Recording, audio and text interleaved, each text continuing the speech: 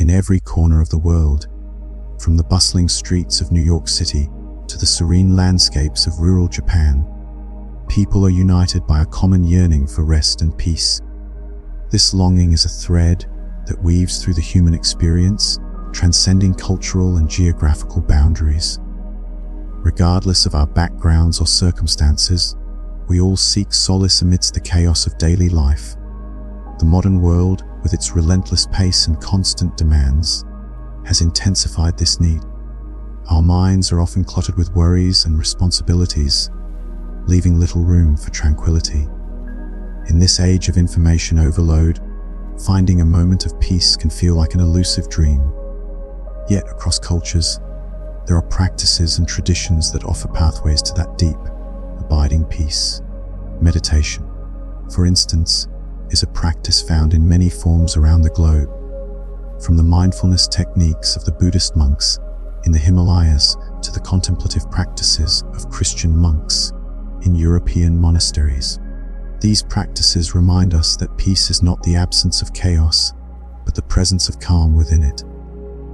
As you listen to these words, remember that you are not alone in your search for rest. People everywhere are on this journey with you, each navigating their own challenges, each seeking their own peace. One of the greatest obstacles to finding rest is the burden of unnecessary responsibilities. We often take on more than we should, driven by a sense of duty, guilt, or the desire to please others.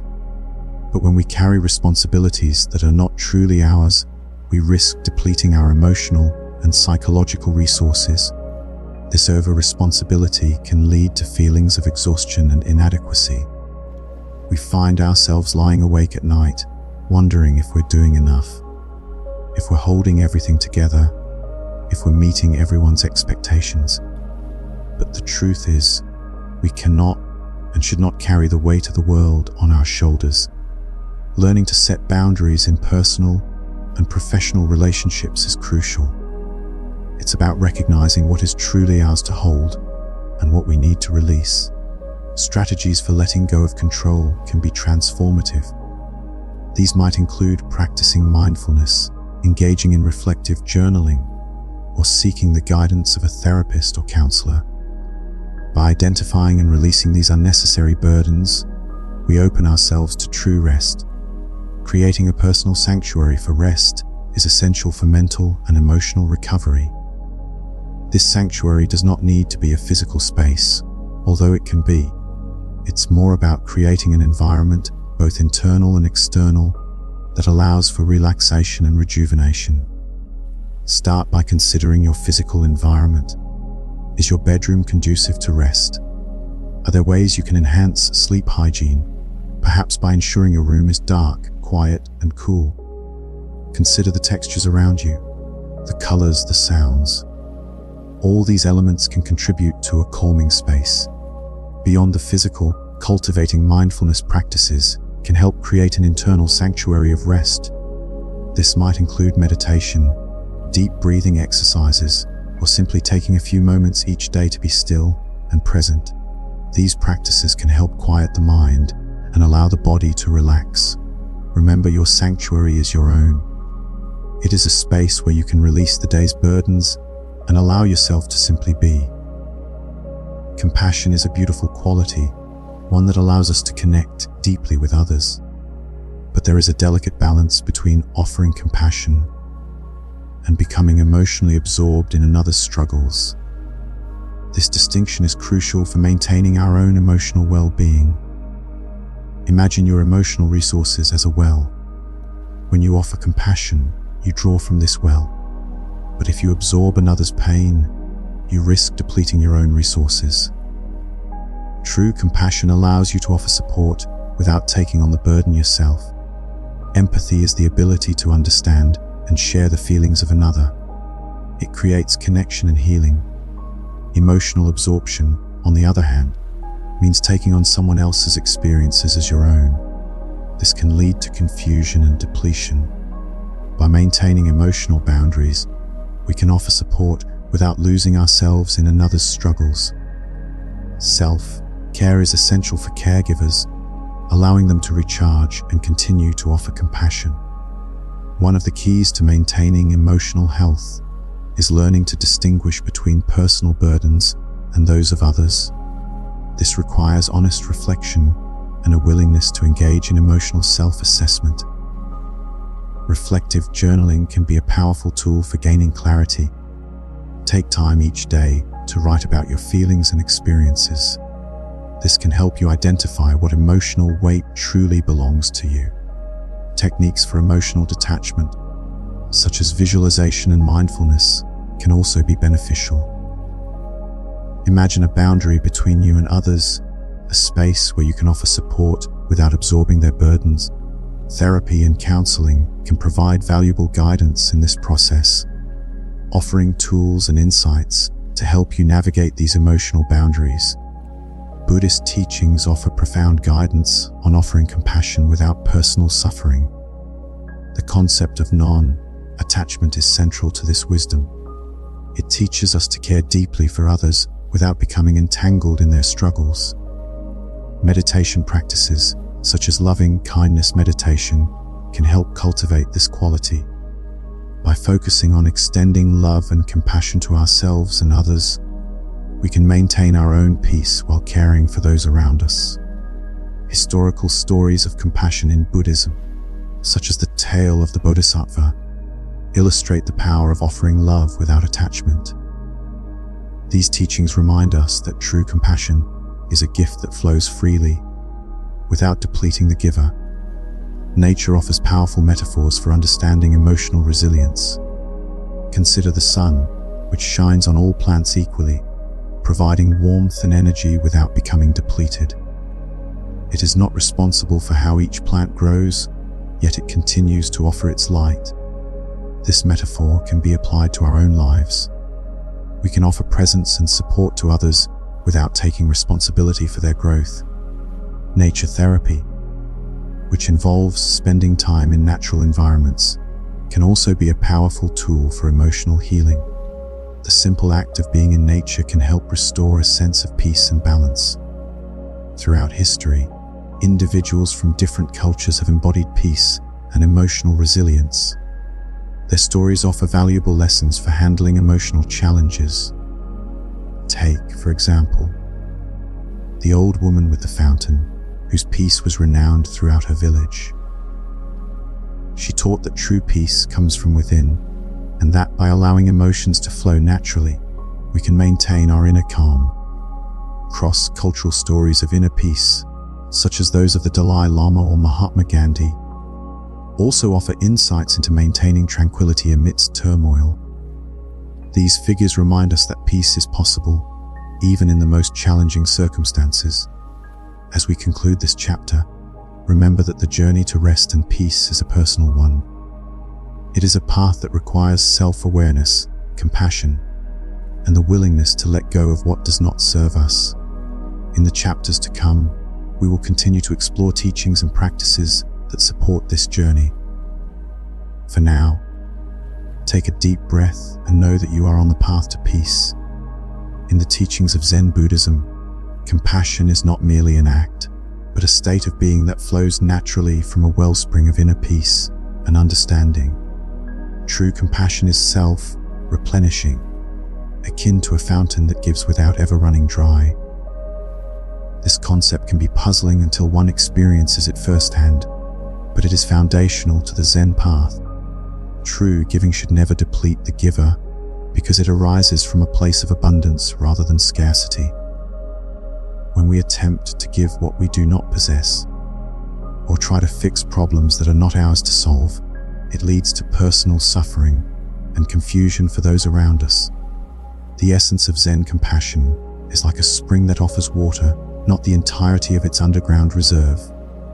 This means we can offer love, support, and presence without sacrificing our internal peace.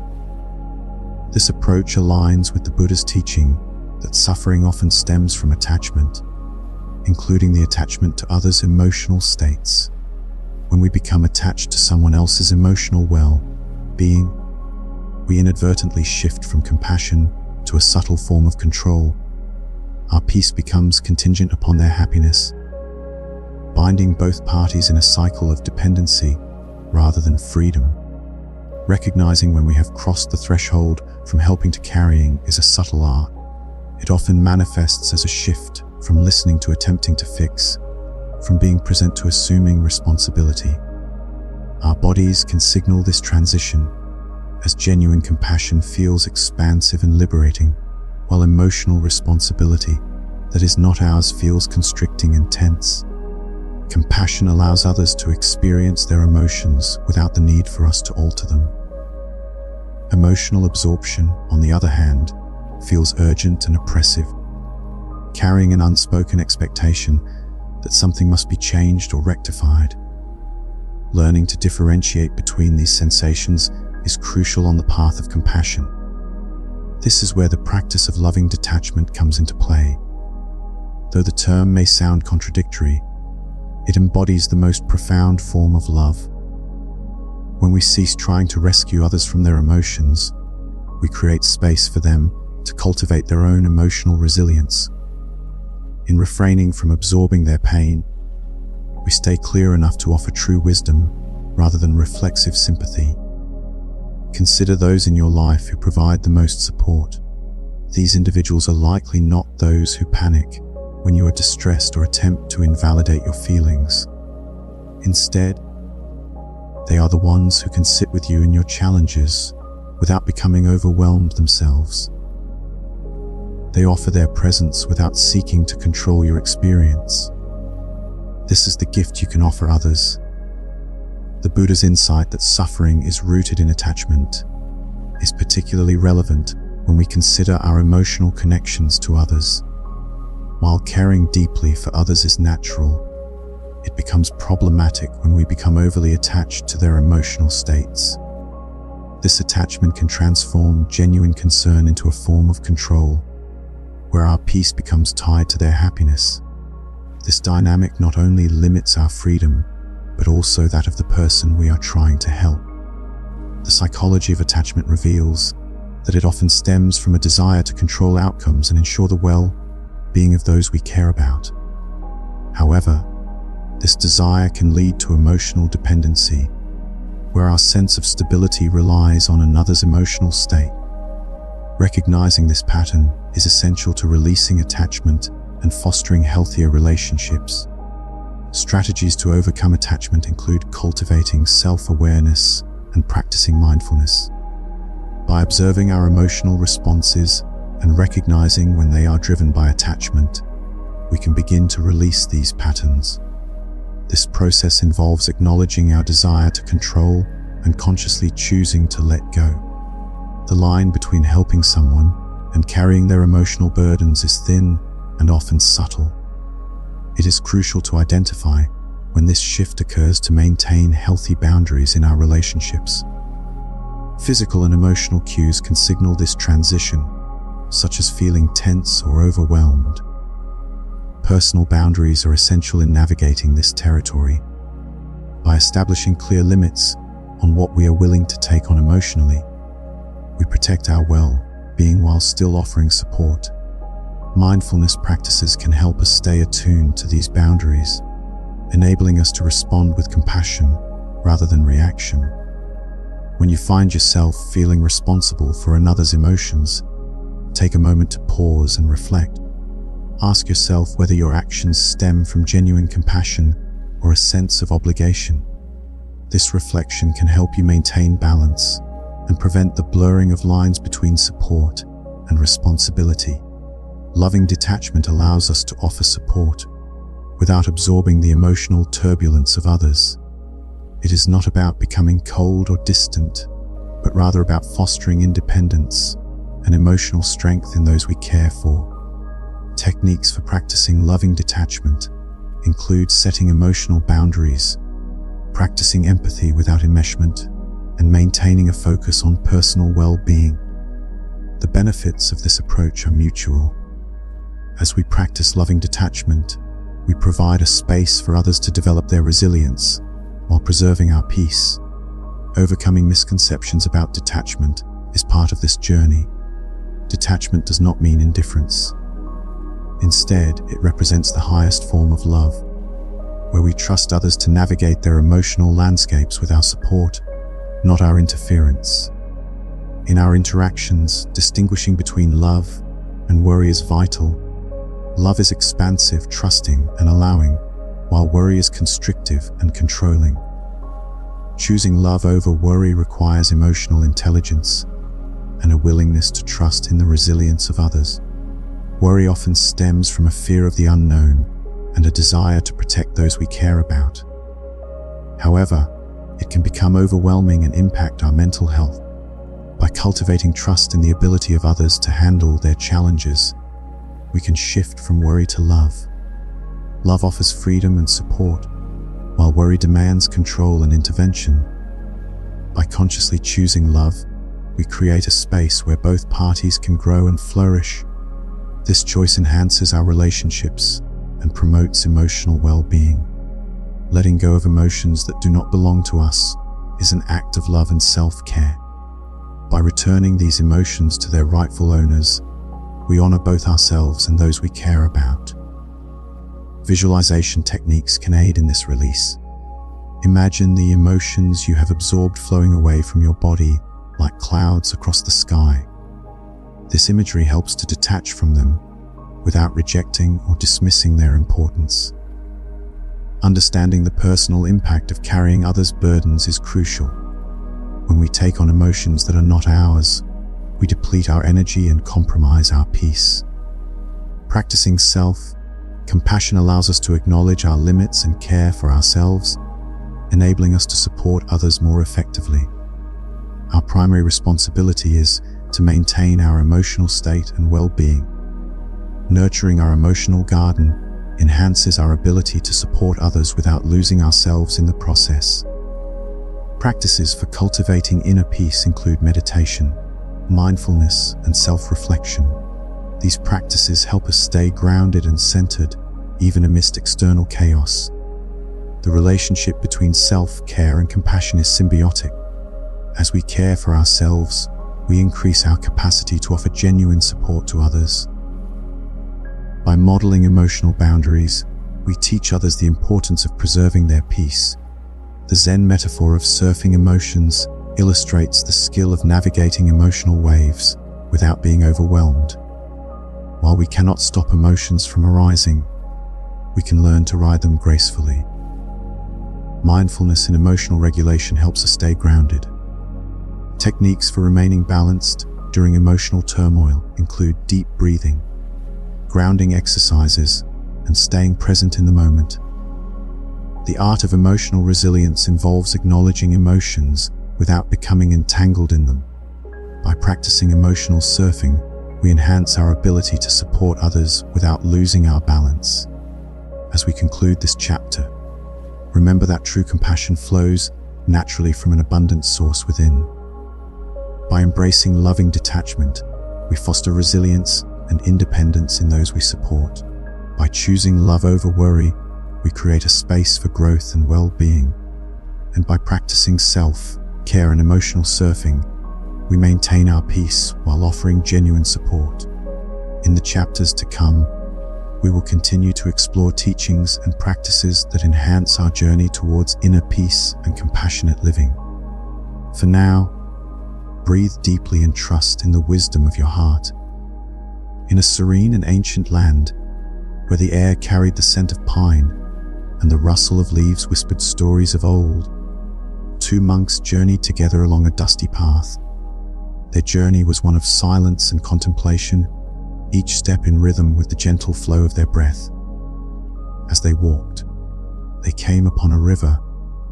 The waters glistened in the sunlight, a shimmering ribbon that cut through the land, and at its banks stood a young woman. She was clad in an elegant silk dress, the kind that spoke of grace and tradition.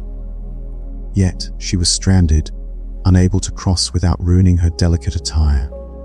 Without a moment's hesitation, the older monk approached her, an embodiment of calm and compassion. He lifted her onto his back, his movements steady and respectful, and carried her across the river.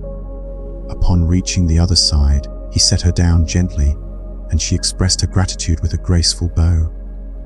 Then, the monks continued their journey, the elder with a serene mind and the younger with a troubled heart. For hours, the younger monk simmered in silence, his thoughts a tumultuous sea.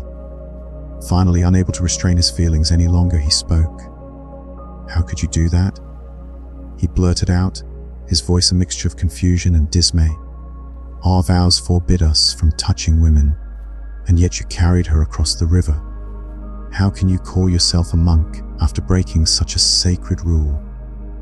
Now the older monk turned to his companion, his eyes filled with gentle understanding. "I set that woman down hours ago at the river," he said softly. "Why are you still carrying her?" This exchange between the monks reveals a profound truth about the nature of our minds.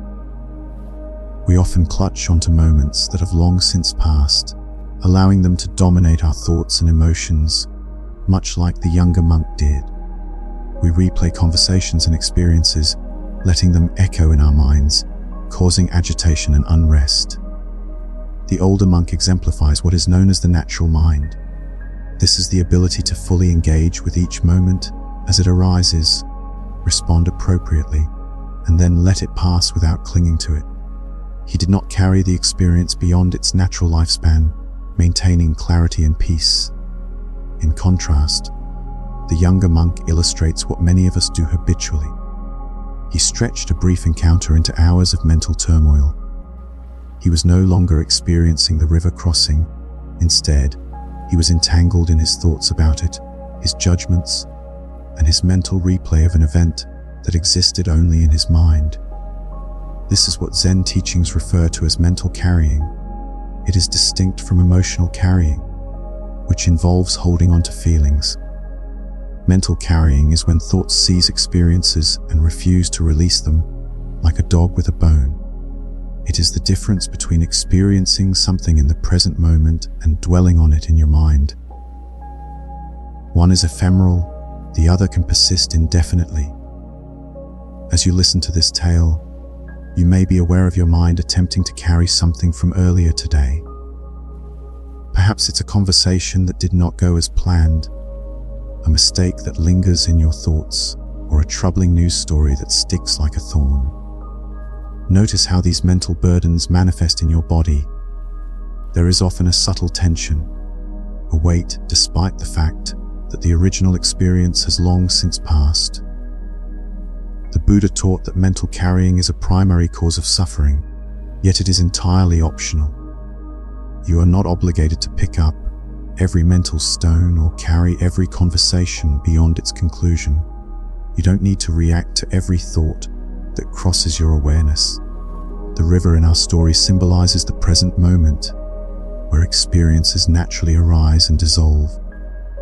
The younger monk's agitation demonstrates what occurs when we resist allowing moments to complete themselves. Life flows continuously, like the river the monks crossed. Experiences emerge, reach their peak, and fade away in a natural rhythm. Yet our minds often dam up certain moments, holding on to them, replaying conversations, worrying about future scenarios, and arguing with decisions already made. None of this mental activity alters reality, but it robs us of peace and prevents us from being fully present to what is happening now. There is a significant distinction between responding to life and reacting to thoughts about life. When you respond, you are present with what is actually occurring. When you react, you are often grappling with memories, projections, or mental interpretations that may have little to do with reality. In this moment, the older monk responded to the woman's actual need, while the younger monk reacted to his thoughts about the incident. Consider how much of your daily stress stems from this mental carrying. How much of your worry pertains to things that have not yet occurred? How much of your anger is tied to conversations that ended hours or days ago? How much of your anxiety arises from rehearsing scenarios that may never come to pass?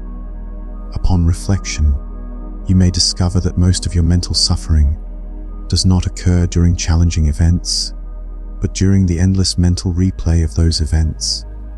In one monastery, there was a monk who had developed a habit of mental carrying so ingrained that he lay awake at night, replaying not only his own conversations, but also those he had overheard. His mind had become a relentless recorder, playing back the day's events. He analyzed tones of voice, worried about misunderstandings, and rehearsed better responses to situations that were already over. When he sought guidance from his teacher, the teacher led him to the temple bell and instructed him to strike it. The monk obeyed, and a clear, resonant tone filled the air. "Now," said the teacher, "make the sound continue without striking the bell again." But confused, the monk replied, "But the sound has already faded. I can't make it continue without striking the bell again." "Exactly," smiled the teacher. "So why do you try to make conversations continue long after they've naturally ended?" This teaching underscores the fundamental nature of experience. Moments have a natural lifespan, much like the sound of a bell. They arise, peak, and fade away. When we attempt to prolong them through mental repetition, we create noise instead of music, effort instead of peace. The practice of letting moments complete themselves is liberating for the nervous system. When you stop trying to extend experiences beyond their natural duration, you create space for new moments, for clarity and peace, much like the river that flows unimpeded by the burdens of the past. As we conclude this chapter, reflect on the simplicity and wisdom of the elder monk's words. Consider how you might set down the burdens you carry, allowing life to unfold naturally. In the chapters ahead, we will delve deeper into practices that foster inner peace and presence, guiding us on a journey toward greater understanding and liberation. For now, take a moment to breathe deeply and let the river of life carry you forward, unburdened and free. In the hustle and bustle of daily life, our minds are like sponges, absorbing every experience, emotion, and thought that comes our way.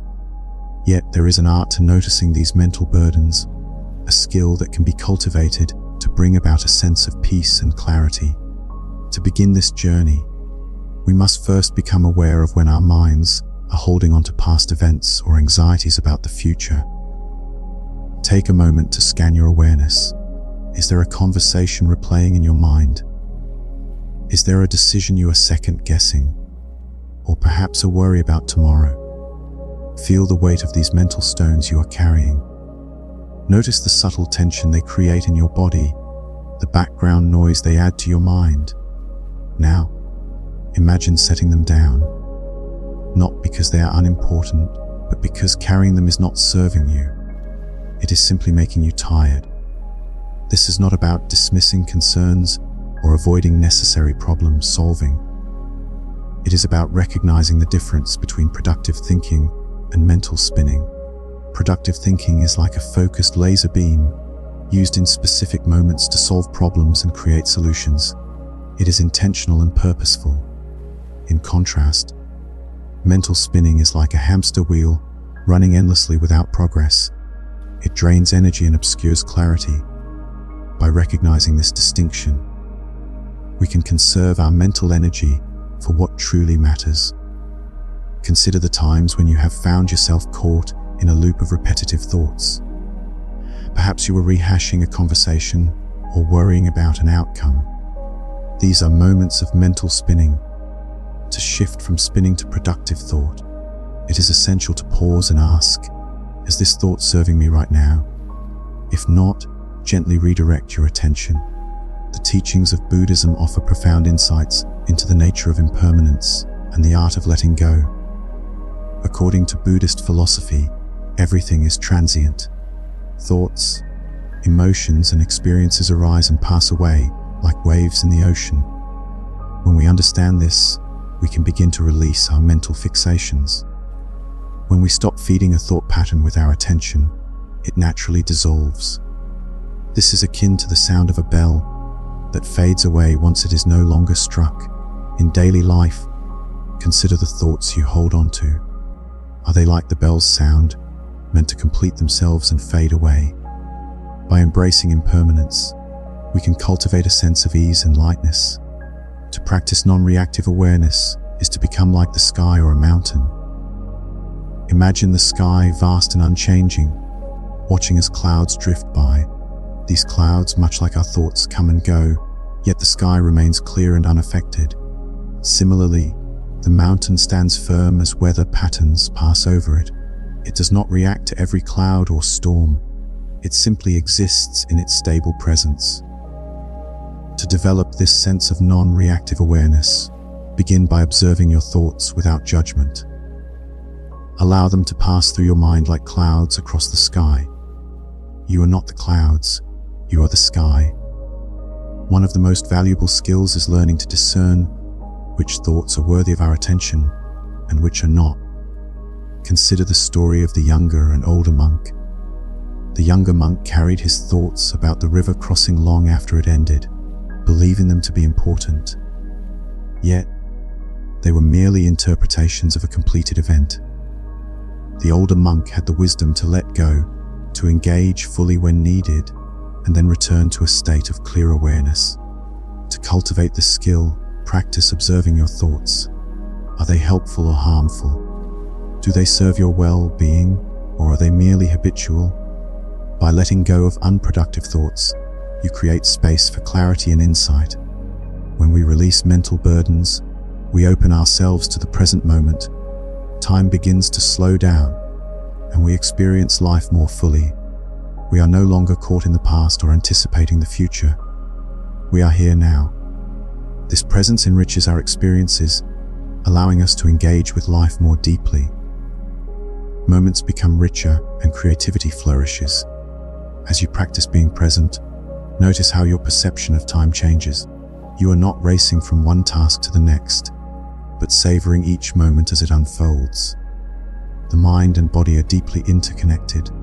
When we let go of mental burdens, we experience physiological changes. The nervous system relaxes and physical tension eases. Our breathing slows and a sense of calm washes over us. This mind-body connection is powerful. By practicing mental release, we promote overall well-being and vitality. Consider incorporating breathing exercises into your routine to further enhance relaxation. Like training a puppy, developing a consistent practice of mental release requires patience and persistence. Set realistic goals for your mindfulness practice. Start with small, manageable steps. Some days will be easier than others. Some mental stones will feel heavier. But with gentle, consistent redirection, you will train your mind to return to the present. As you cultivate this practice, remember to be kind to yourself. Celebrate your progress, no matter how small. In this journey of mental release, you are building a foundation for a life of clarity, peace, and presence. As you conclude this chapter, take a deep breath and feel the lightness that comes from setting down mental stones. This is the art of mental release, a practice that invites you to live more fully, with greater freedom and joy. In the chapters ahead, we will continue to explore practices that deepen our understanding and connection to ourselves and the world around us. For now, let the river of life carry you forward, unburdened and free. The journey toward a quiet mind is not about silencing every thought, but about mastering the art of not being swept away by them.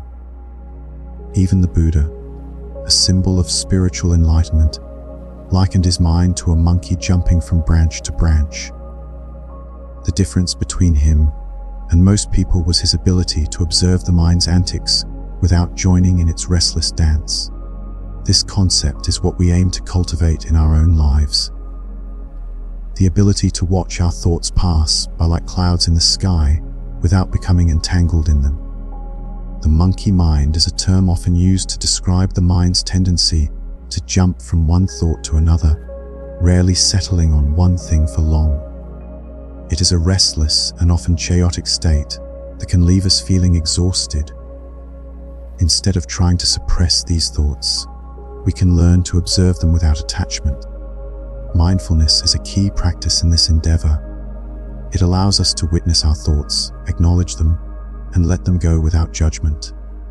Through mindfulness, we gain the ability to exist in a state of peace amidst the mind's natural cacophony. when we are not controlled by our thoughts, we find an immense reserve of energy that was previously consumed by needless mental chatter. We become more present in our interactions, listening deeply to others without being distracted by our own internal dialogues. Our thinking becomes clearer as the mental clutter of past and future concerns dissipates, leaving space for fresh insights and creative solutions. Letting go of past conversations and future worries brings a lightness to our being. Imagine the energy and clarity that comes from living in the present moment. When we release the weight of mental baggage, we tap into a vibrant energy that fuels our every action. Mindfulness practices such as meditation and conscious breathing help anchor us in the here and now. By focusing on our breath or the sensations in our body, we train our minds to return to the present whenever they wander. This practice not only enhances our awareness, but also enriches our experiences, allowing us to savor each moment fully. Mental decluttering is another powerful tool for enhancing presence. By identifying and letting go of thoughts that no longer serve us, we make room for new perspectives and opportunities. This process involves recognizing repetitive thought patterns and consciously choosing to release them. In doing so, we free ourselves from the past and open up to the potential of the future. Life is like a river, continuously flowing and ever-changing. Moments arise and pass, much like waves on the water. When we attempt to control the river's flow, we exhaust ourselves in a futile struggle against nature. The philosophy of acceptance teaches us to flow with life's natural rhythm rather than resisting it. Acceptance does not mean complacency, but rather a recognition that we cannot control everything. It is an acknowledgement of the impermanence of events and the understanding that change is a constant in life. Techniques for going with the flow include practicing gratitude for the present moment and cultivating an open mind that is receptive to whatever life presents. When we align ourselves with the rhythm of life, we find peace in the midst of chaos. Nature offers countless examples of non-resistance. Consider the way trees bend in the wind, yielding to the force without breaking, or how water flows around obstacles, adapting its course with ease. These natural phenomena remind us that there is strength in flexibility and wisdom in letting go. As the day draws to a close, we have an opportunity to practice the wisdom of letting go. Before sleep, we can set down our mental burdens, ensuring rest and clarity for the day ahead. Evening mindfulness routines, such as journaling or meditation, can help us release the events of the day and prepare for restful sleep. By acknowledging our thoughts and emotions, we honor them before gently letting them go. Sleep plays a crucial role in maintaining mental health. It is a time when our bodies and minds rejuvenate, processing the day's experiences and preparing us for the challenges of tomorrow. When we go to bed burdened by worries, we rob ourselves of this vital opportunity for restoration. Achieving mental tranquility involves letting go of the need to control the future. By trusting that tomorrow will bring its own answers, we free ourselves from the anxiety of uncertainty. We learn to rest in the knowledge that we have done our best today, and that is enough. The story of the farmer offers profound teachings on non-attachment and the impermanence of events. Judgments of good or bad are often based on incomplete information. As the farmer's tale illustrates, non-attachment does not mean indifference. It means caring deeply without clinging to specific outcomes. It is the ability to participate fully in life while holding outcomes lightly. This approach allows us to engage with each moment without being tethered to the need for things to unfold in a particular way. By cultivating non-attachment, we develop emotional resilience. We learn to ride the waves of life's ups and downs with grace and equanimity. Practical exercises for cultivating non-attachment include mindfulness practices and self-reflection. Through these practices, we come to understand that our peace is not dependent on external circumstances, but is rooted in our inner state of being. One of the most human struggles is the desire for certainty in an uncertain world. Our need for control and predictability often leads to suffering when reality diverges from our expectations. Expectations shape our experiences, and unmet expectations can lead to disappointment and frustration. However, embracing uncertainty can be liberating. It frees us from the chains of rigid thinking and opens us to the possibility of unexpected joy. Strategies for embracing uncertainty include adopting a mindset of curiosity and openness.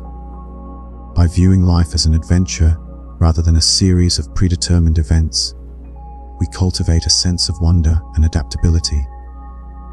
Shifting from control to adaptability requires a willingness to let go of our need for certainty. It involves trusting in the unfolding of life and finding peace in the knowledge that we are part of a larger, ever-changing tapestry. To participate fully in life, we must be present in the moment and open to whatever unfolds. The farmer's approach allowed him to engage actively without being tethered to outcomes. By cultivating awareness and presence, we enhance our ability to respond to life's challenges with clarity and wisdom. An open-minded approach allows us to see opportunities where others see obstacles. It encourages creativity and innovation, enabling us to navigate life's complexities with ease. The balance between action and acceptance is a delicate dance. It involves knowing when to act and when to yield, when to strive and when to rest. By mastering this balance, we become adept at flowing with life's rhythm, embracing the art of letting go.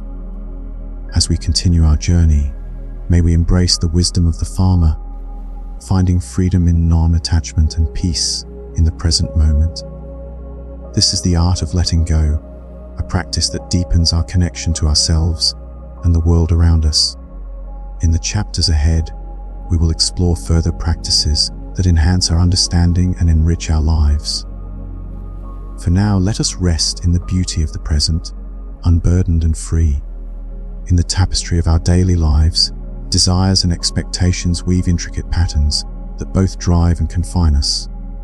Whether it is a job opportunity that promises a new beginning, a budding relationship that offers companionship, a health goal that signifies self-improvement, or a personal ambition that encapsulates our dreams, each desire carries with it a heavy load of expectations.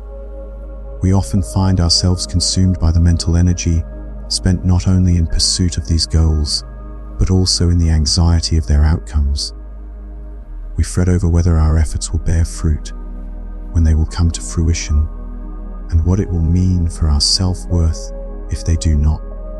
This relentless cycle of worry mirrors the neighbors in the parable, who constantly judge each event as either a blessing or a curse, failing to see the broader picture. The psychology of expectations reveals that they are shaped not only by our personal aspirations, but also by societal standards. From a young age, we are conditioned to view success through a narrow lens, defined by external accolades and material achievements. This societal pressure molds our personal goals, often leading us to chase dreams that may not align with our true selves. Mindfulness, however, offers a refuge from this cycle. By practicing mindfulness, we learn to focus on the present moment, reducing the anxiety that stems from overthinking future outcomes. It teaches us to approach our desires with a sense of curiosity and openness, rather than rigid anticipation. Imagine approaching your desires with the wisdom of the farmer in our story, who refrains from labeling each turn of events as either good or bad. Like the farmer, you can still pursue your goals with dedication and hope for positive outcomes. Yet, you also cultivate the inner flexibility to trust that whatever unfolds will bring its own set of opportunities and lessons, even if they are not the ones you initially envisioned. Throughout history, there have been figures who exemplified this wisdom. Consider figures like Thomas Edison, whose countless failures in the quest to invent the light bulb did not deter him, but rather fueled his persistence and innovation. Such historical examples demonstrate the power of flexibility and resilience in the face of unexpected outcomes. Cultivating inner flexibility involves adopting a growth mindset, where challenges are viewed as opportunities for learning and growth. Techniques such as mindfulness meditation and reflective journaling can help in fostering this mindset. These practices encourage us to view setbacks as stepping stones to greater understanding and purpose. The story of the potter and her broken vase serves as a vivid illustration of the potential for growth and innovation that can arise from setbacks. When the earthquake shattered her masterpiece, the potter chose not to dwell on her loss, but instead used the opportunity to explore new possibilities. Her curiosity led to an innovative technique that brought her greater fulfillment and recognition than she had ever imagined. Failure, as demonstrated in this narrative, can be a powerful catalyst for innovation. Artists and creators often find that accidents or mistakes lead to unexpected breakthroughs, pushing the boundaries of their craft. The psychological benefits of reframing failure are profound. When we view failure as a learning experience rather than a personal deficiency, we open ourselves to new avenues of creativity and growth. Embracing the unknown with curiosity rather than fear allows us to remain open to life's infinite possibilities. Zen philosophy introduces the concept of don't know mind, which encourages a state of open curiosity rather than rigid attachment to expectations. This mindset fosters relaxation and reduces stress, freeing us from the burden of controlling outcomes. In everyday decision-making, don't know mind allows us to approach situations with a fresh perspective, unburdened by preconceived notions. It aligns with philosophical teachings like Stoicism, which advocates for acceptance of what we cannot control and focusing on our inner responses. Cultivating don't know mind requires practice. Techniques such as meditation and mindful reflection can help us develop this mindset. By releasing the need to predict or control future events, we create space for a more authentic and creative engagement with life. The Buddha's teachings on attachment highlight the suffering that arises from tying happiness to specific outcomes. Desires, while natural, can lead to disappointment when we become overly attached to their fulfillment. The concept of impermanence in Buddhist philosophy reminds us that life is in constant flux, and clinging to expectations is akin to resisting the natural flow of existence. Strategies for detaching from specific outcomes include practicing gratitude for the present moment and cultivating acceptance of life's uncertainties. Case studies of individuals who have found peace through acceptance further illustrate the liberating power of letting go. Consider the contrasting approaches of two individuals applying for jobs. One invests so much emotional energy in the outcome that they are paralyzed by anxiety during the waiting period. Their sense of self-worth is tied to the result, leading to elation if successful and devastation if not. The other approaches the process with a sense of detachment, focusing on the present and remaining open to all possible outcomes. They maintain their peace and self-worth regardless of the result, trusting that life will unfold as it should. The psychological impacts of job search stress are significant, with individuals experiencing anxiety, depression, and a diminished sense of self-worth. Effective coping mechanisms during uncertain times include mindfulness practices, engaging in fulfilling activities, and seeking support from career counselors. The story of the monks and their tree serves as a metaphor for finding beauty and strength in unexpected growth. The monks' rigid expectations blinded them to the inherent beauty of the tree's natural development. Nature teaches us adaptability, showing us that true beauty often lies in imperfection. Cultural interpretations of beauty and form vary, yet many spiritual teachings emphasize the value of seeing beauty in what is natural and uncontrived. By embracing the imperfections in ourselves and the world, we cultivate a deeper appreciation for life's richness. In conclusion, Embracing life's unfolding with curiosity and openness transforms our experience. By releasing rigid expectations and cultivating mindfulness, we navigate life's uncertainties with grace and resilience. This chapter invites you to explore the art of living with a don't know mind, finding beauty in the unexpected and peace in the present moment. As we continue our journey, may we remain open to the boundless possibilities that life offers, trusting that each moment is a teacher and each experience a gift. The story of the monks and their garden symbolizes a universal truth about human nature. We often cling tightly to the outcomes we envision, missing the beauty of what is actually unfolding. The monks, dedicated caretakers, became so attached to their vision that they overlooked the unique beauty emerging right before them. In life, we frequently do the same. Our attachment to specific outcomes can blind us to the gifts already present. We become fixated on what we think we should receive, rather than appreciating what is actually being offered. This attachment often stems from expectations. We create rigid ideas of how our lives should progress, overlooking the beauty that doesn't fit these preconceived notions. The first step in releasing this attachment is recognizing how much energy we expend trying to control the uncontrollable. We can control our efforts, our attitudes, and our reactions, but not the decisions of others or external circumstances. When we attempt to control these uncontrollable factors, we create tension within ourselves.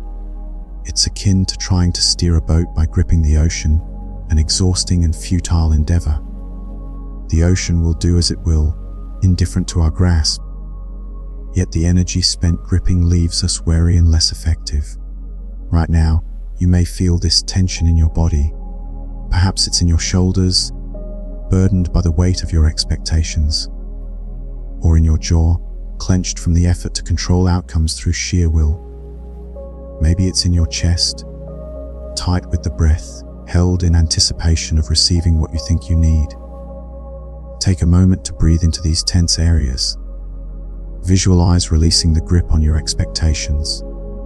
This release is not about giving up on your dreams, but rather holding them lightly like a butterfly, free to land or fly as it chooses. The futility of controlling the uncontrollable can be illustrated through various cultural narratives. In mythology, heroes often face forces beyond their control, teaching us the importance of focus and adaptability. Recognizing what we cannot control allows us to redirect energy toward what we can influence. This shift in focus is crucial for managing anxiety. Mindfulness practices, such as meditation and deep breathing, help us cultivate awareness of the present moment. They teach us to accept what is, reducing the stress of trying to control what is beyond our reach. Strategies like these enable us to distinguish between controllable and uncontrollable factors, allowing us to focus our efforts wisely. The physical effects of tension from trying to control outcomes are palpable. Our bodies manifest stress through tight shoulders, clenched jaws, and shallow breathing. This tension is a physical representation of our mental state, a constant reminder of the control we attempt to exert. Science has shown that chronic stress can have severe consequences on our health, leading to issues such as hypertension and anxiety. Thus, learning to release tension is vital. Visualization and mindful breathing are effective methods for relaxation. Imagine the areas of tension softening with each breath, releasing the hold on your expectations. This not only eases physical discomfort, but also improves mental clarity and emotional well-being. The paradox of non-attachment is that it often leads to more effective results. When we release our grip on specific outcomes, we free up mental and emotional resources previously consumed by worry. This newfound energy can be channeled into creativity and intuition. Non-attachment fosters resilience, allowing us to view setbacks as information rather than failures. This perspective shift enables us to quickly adapt and explore new possibilities. Successful individuals often practice non-attachment, focusing on process rather than outcome. This approach allows them to remain open to unexpected opportunities and innovations. Exercises in cultivating non-attachment, such as journaling and reflective meditation, can help us integrate these practices into our lives.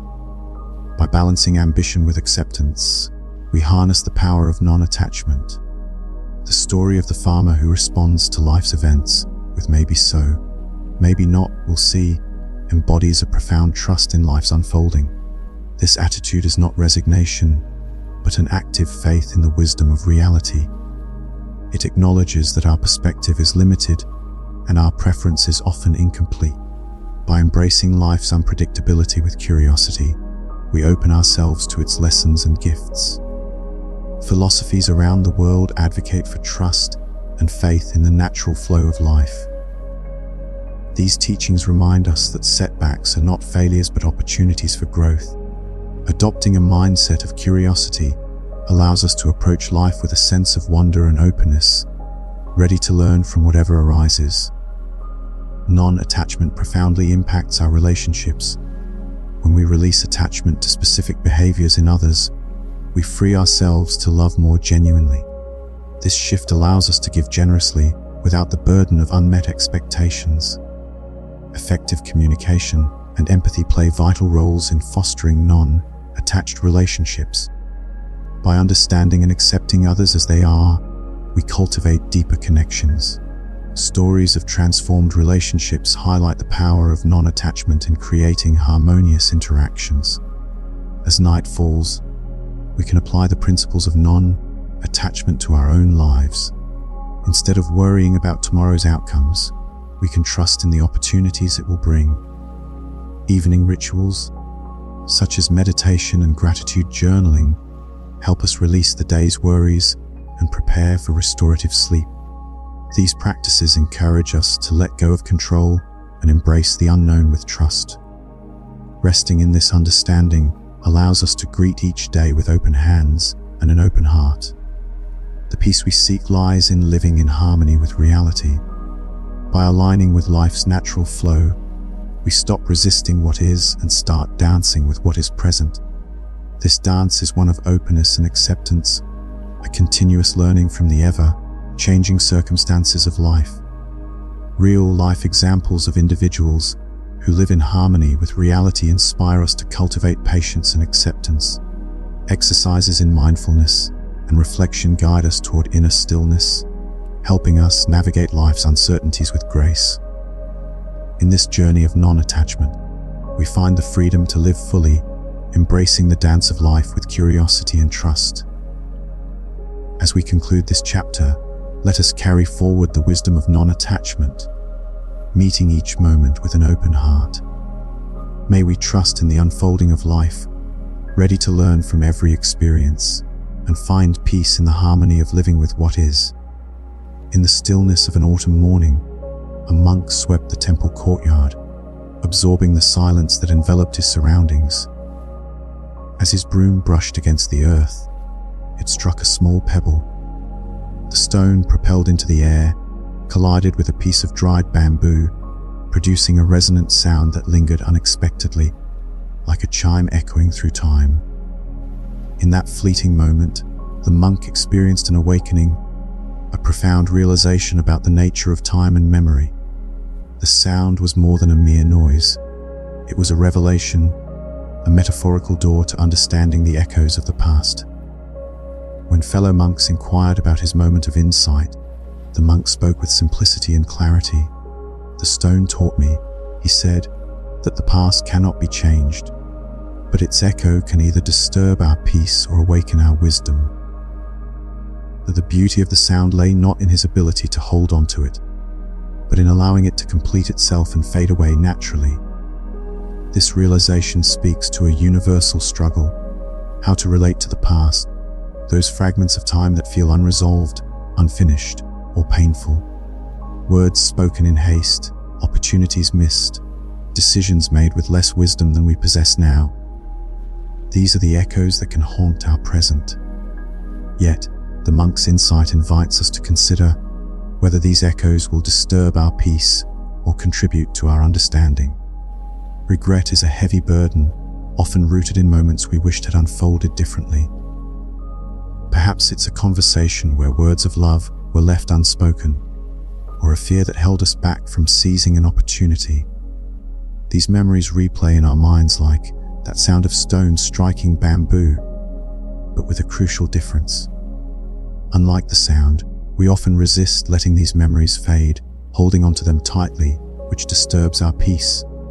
The struggle with regret is universal, transcending cultural boundaries. In many cultures, remorse is seen as a necessary step in the path to healing. Yet, without self-compassion, regret can become a chain that binds us to the past. The monk's realization that the echo of the past can awaken wisdom offers a path forward. It suggests that by changing our relationship with these memories, we can transform them from sources of suffering into opportunities for growth. By embracing self-compassion and understanding, we can begin to heal the wounds of the past and move towards a more peaceful existence. Buddhism offers a unique perspective on time and memory, one that can liberate us from the shackles of regret. This philosophy teaches that reality is only found in the present moment. Our minds, however, often dwell in memories of the past or dreams of the future, creating a disconnect from the present. The Buddhist view of impermanence reminds us that everything is in a constant state of change. The past is gone, the future is uncertain, and the present moment is all that truly exists. This understanding can transform our relationship with time, allowing us to let go of past regrets and live fully in the now. Practical exercises such as mindfulness meditation can help cultivate this present moment awareness. By focusing on the breath, the sensations of the body, or the sounds around us, we can anchor ourselves in the present, reducing the power of past regrets to disturb our peace. This practice not only aligns with Buddhist teachings, but also resonates with Western mindfulness approaches, providing a bridge between different cultural understandings of time and memory. Stories of transformation and release offer powerful lessons in how we can move from regret to wisdom. Consider the woman who carried deep regret over her last conversation with her mother. For months, she replayed the harsh words she had spoken, allowing guilt to overshadow the love that had defined their relationship. A wise teacher helped her see that her attachment to that single moment was erasing the love that was still present. Through storytelling and reflection, she began to release her attachment to regret, finding peace in the enduring love she shared with her mother.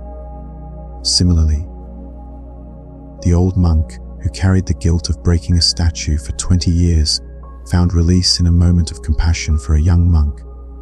In helping the young monk see that the pot had served its purpose, he recognized that his own attachment to the past had only created suffering. This realization allowed him to transform his regret into understanding, freeing himself from decades of self-punishment.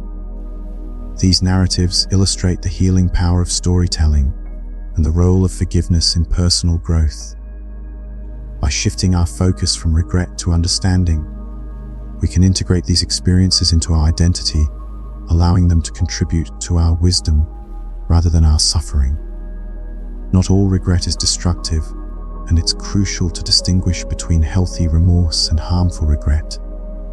Healthy remorse acknowledges a mistake, learns from it, and uses that learning to make better choices in the future. It is a constructive emotion that can lead to personal growth and transformation. In contrast, destructive regret is a cycle of replaying past mistakes without purpose, creating suffering without altering the past. To transform regret into a learning experience, we must cultivate emotional resilience and practice self-compassion. Cognitive, behavioral approaches can help reframe negative reflections, turning them into constructive insights. By recognizing the difference between healthy and destructive regret, we can choose to learn from our past rather than be imprisoned by it. Emotional burdens are not just mental, they manifest physically too. Unresolved past events can create tightness in the chest, heaviness in the stomach, or tension in the shoulders. These physical sensations are reminders of the emotional pain we carry. Mind-body practices, such as yoga and mindfulness, can help align physical and emotional well-being. By becoming aware of these sensations and addressing them with compassion, we can begin to release the emotional burdens they represent. The science of somatic experiences highlights the importance of body awareness in healing emotional pain, offering a path to greater harmony and peace. Compassion is a powerful tool in overcoming regret, both for oneself and others. The elder monk's realization that compassion could dissolve his own regret illustrates the transformative power of empathy. By practicing compassionate communication and developing a compassionate mindset through meditation, we can cultivate empathy and understanding. This approach not only aids in personal healing, but also fosters communal well-being. Empathy allows us to connect with others on a deeper level, creating a supportive environment for growth and transformation. As we integrate compassion into our lives, we open the door to greater understanding and release from the burdens of regret. The story of the broken pot serves as a symbol of the journey from regret to release. Just as the clay pot fulfilled its purpose, our past experiences have served their role in shaping who we are. Acceptance of this truth allows us to let go of what no longer serves us, creating space for peace and growth. Different cultural teachings emphasize the art of letting go, from Buddhist teachings on impermanence to Western philosophies of acceptance. By embracing change and impermanence, we can find meaning in loss and create a more fulfilling present. Practical steps, such as mindfulness practices and reflection, can aid in this process, allowing us to release the past and embrace the future with openness. As we conclude this chapter, let us carry forward the wisdom of the monk's insight. May we meet each moment with an open heart, ready to learn from every experience and find peace in the harmony of living with what is. In this journey of letting go, we discover the freedom to live fully, embracing the dance of life with curiosity and trust. Regret is a universal experience, an emotion that lingers quietly in the crevices of our hearts, whispering tales of what could have been. As we journey through life, we inevitably encounter moments where our actions fall short of our ideals, leaving us with feelings of guilt and remorse. It is within these moments that we are presented with an opportunity for profound growth and transformation. Guilt is often misunderstood as a noble sentiment, a way of honoring the damage done or the loss incurred. However, it is crucial to distinguish between guilt that leads to constructive change and guilt that traps us in a cycle of self-recrimination. Unhealthy guilt acts as a barrier, preventing us from moving forward and serving life more skillfully. It does not resurrect broken relationships or mend past mistakes. Instead, it perpetuates suffering in the present.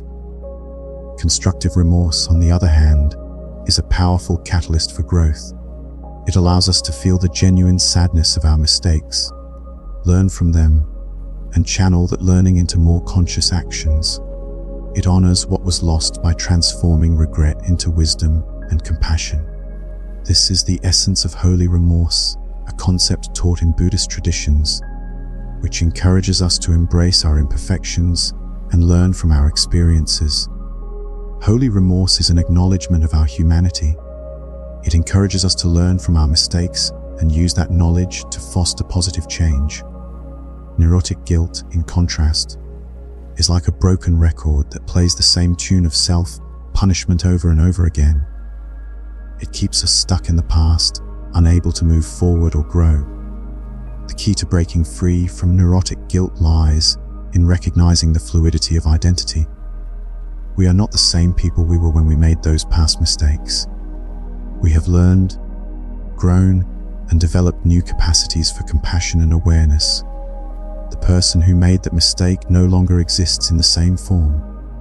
By acknowledging this truth, we can release ourselves from the chains of guilt and embrace the opportunity for transformation. Consider the story of a woman who regrets her last conversation with her mother. In that moment, she was stressed and tired, responding from a place of old patterns that she had not yet recognized. Now, she has a different awareness and a greater capacity for patience. Punishing herself for her past self's limitations only serves to block her from accessing the love that was the foundation of their relationship. The concept of identity is not static, it is fluid and ever evolving. Personal growth allows us to transform past mistakes into opportunities for development. Recognizing this fluidity helps prevent ongoing self-punishment and fosters self-compassion and forgiveness. By understanding that we are constantly changing, we can approach our past actions with compassion rather than judgment. Psychological theories of identity and change suggest that our sense of self is shaped by our experiences and the lessons we learn along the way. This understanding can empower us to forgive ourselves and embrace the growth that comes from acknowledging our past mistakes. By cultivating self-compassion, we create a nurturing environment for personal transformation. Every mistake carries within it the potential for wisdom. By integrating our past experiences into our lives, we can transform regret into a source of compassion and humility. Many individuals who have faced deep regrets have found that these experiences became the foundation of their greatest compassion. The parent who was too harsh with their children becomes an advocate for gentle parenting. The judgmental youth becomes a source of acceptance for others' struggles. To transform regret into wisdom, we must shift our perspective. Instead of viewing mistakes as evidence of unworthiness, we can see them as part of our education in being human. Mindfulness plays a crucial role in this transformation, helping us to remain present and open to the lessons life offers. In situations where direct amends are not possible, the practice of merit dedication offers a path forward. This Buddhist practice involves taking the lessons learned from regret and using them to benefit others. By dedicating the merit of our growth to those we cannot directly reach, we honor our regrets and transform them into acts of service. Consider the story of a monk who broke a statue. Unable to repair the damage, he allowed his mistake to teach him to move more mindfully through the world. This transformation of regret into wisdom requires a fundamental shift in how we relate to our past mistakes. Instead of justifying ongoing self-punishment, we let them teach us how to love more skillfully and respond more wisely to life's challenges. Acceptance is a powerful tool for finding peace amidst regret. By accepting what cannot be changed, we open the door to compassion and understanding. The story of a calligrapher who turned a mistake into art illustrates this beautifully. Rather than fighting with what had already been written, he worked with what was on the page, transforming an error into a masterpiece. Zen practices offer valuable insights into the art of acceptance. By embracing imperfections and viewing them as opportunities for growth, we can cultivate a sense of peace and contentment. Acceptance does not mean we will never feel sad about past mistakes again. Rather, it means we stop adding unnecessary suffering to inevitable sadness. The Zen tradition of just sitting with what is provides a powerful tool for processing regret without self-judgment. When regret arises, we are encouraged to sit with it, acknowledging the sadness without adding layers of self-criticism. This practice allows us to feel the emotions without letting them define us. By meeting regret with gentle awareness, we create space for transformation. Guilt dissolves into sadness, sadness releases into acceptance, and acceptance blossoms into compassion. This practice does not eliminate the natural grief of human imperfection, but allows it to flow through us, without creating a permanent residence for guilt and self-punishment. Practicing gentle awareness towards our regrets is akin to treating ourselves as a friend. By acknowledging our human imperfections and embracing the natural flow of grief, we can cultivate self-compassion. This compassionate awareness helps us to release the hold of regret and transform it into a source of wisdom and growth. As we conclude this chapter, let us remember that regret is not an enemy, but a teacher. By embracing our past mistakes with compassion and understanding, we can transform them into opportunities for growth and wisdom. In doing so, we honor the journey of being human and open ourselves to the profound beauty of transformation. Regret is often perceived as a heavy burden, a weight that we carry from the past into the present. Yet, when approached with a mindset of openness and learning, regret has the potential to transform from a hindrance into a profound teacher. It is through examining our past missteps that we glean the lessons they were meant to impart. Our past experiences, much like the sound of a stone striking bamboo, can echo through our awareness. They offer lessons without demanding we remain shackled by their shadows. The sound completes itself and fades, making room for new sounds, new experiences, and new beginnings. In the same way, allowing our regrets to complete themselves enables us to embrace the spaciousness of the present moment. This is where life is still being written, where love can still be expressed, and where our learning can continue to serve the world. Regrets are not meant to be lifelong companions. They are messengers that deliver wisdom before fading away. By transforming regret from a burden into a teacher, we honor the journey of being human. Through this process, we become more compassionate, more wise, and more deeply human. Our mistakes, once acknowledged and forgiven, contribute to a richer, more authentic version of ourselves. This is the gift that regret offers, when it's finally allowed to transform from weight into wisdom. In our pursuit of peace, we often attempt to manufacture stillness through effort and control. However, true stillness is not something to be created, it is something to be uncovered. It exists beneath the noise, like a clear lake that becomes visible only when we stop throwing stones into the water. This natural stillness is your mind's true nature, unshaken by the constant reactions to what arises. A tale from Tibet illustrates this beautifully. A young student approached her teacher in frustration, struggling to tame her wild mind during meditation. The teacher led her to a window overlooking a mountain range and asked if the mountain fought the clouds that passed over it. The student realized that the mountain remained unchanged, unaffected by the clouds. Similarly, our awareness is like the mountain, stable and constant, while thoughts and emotions pass like clouds. Natural stillness is not forced quiet from suppressing thoughts, nor is it temporary peace reliant on perfect conditions. It is the deep, unshakable calm inherent to our true nature.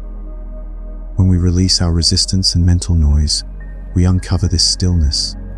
Acceptance plays a vital role in this discovery, allowing us to differentiate between fleeting tranquility and lasting peace.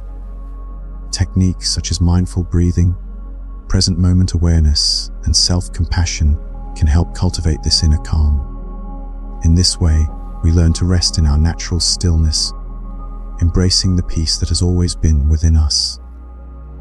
The metaphor of the mountain and clouds is a powerful illustration of the nature of awareness. While thoughts and emotions are like clouds, ever changing and transient, awareness is like the mountain, steady and unwavering. This awareness remains constant amidst the fluctuations of our internal and external worlds. Mindfulness practices can enhance this sense of stability, helping us remain grounded in awareness despite life's changes. By applying the mountain metaphor in daily life, we learn to witness the passing clouds of thoughts without becoming entangled in them. The stability of awareness provides a refuge, a place of calm amidst the storms of life. Through mindfulness, we cultivate the ability to observe without attachment, allowing us to respond rather than react. This practice of non-attachment to thoughts and emotions fosters a deep sense of peace and resilience. The mountain and clouds metaphor reminds us that while circumstances may change, our true nature remains unchanged. Meditation is often misunderstood as a practice to eliminate thoughts or achieve a state of bliss. However, its true purpose is to recognize and rest in natural awareness. It is not about achieving a mind devoid of thoughts, but about observing thoughts with non-judgmental awareness. Meditation is a practice of allowing rather than forcing, of being rather than doing. Debunking meditation myths is crucial for developing a sustainable practice. Many beginners expect immediate peace and clarity, leading to frustration when these expectations are unmet. Realistically, meditation offers a gradual unfolding of benefits, including increased self-awareness, emotional regulation, and inner peace. By setting realistic expectations, we open ourselves to the profound transformation meditation can facilitate. Developing a sustainable meditation practice involves patience, consistency, and self-compassion. It's a journey of returning to the present moment again and again, with kindness and curiosity. As we embrace meditation's true purpose, we discover the peace and clarity that naturally arise from within.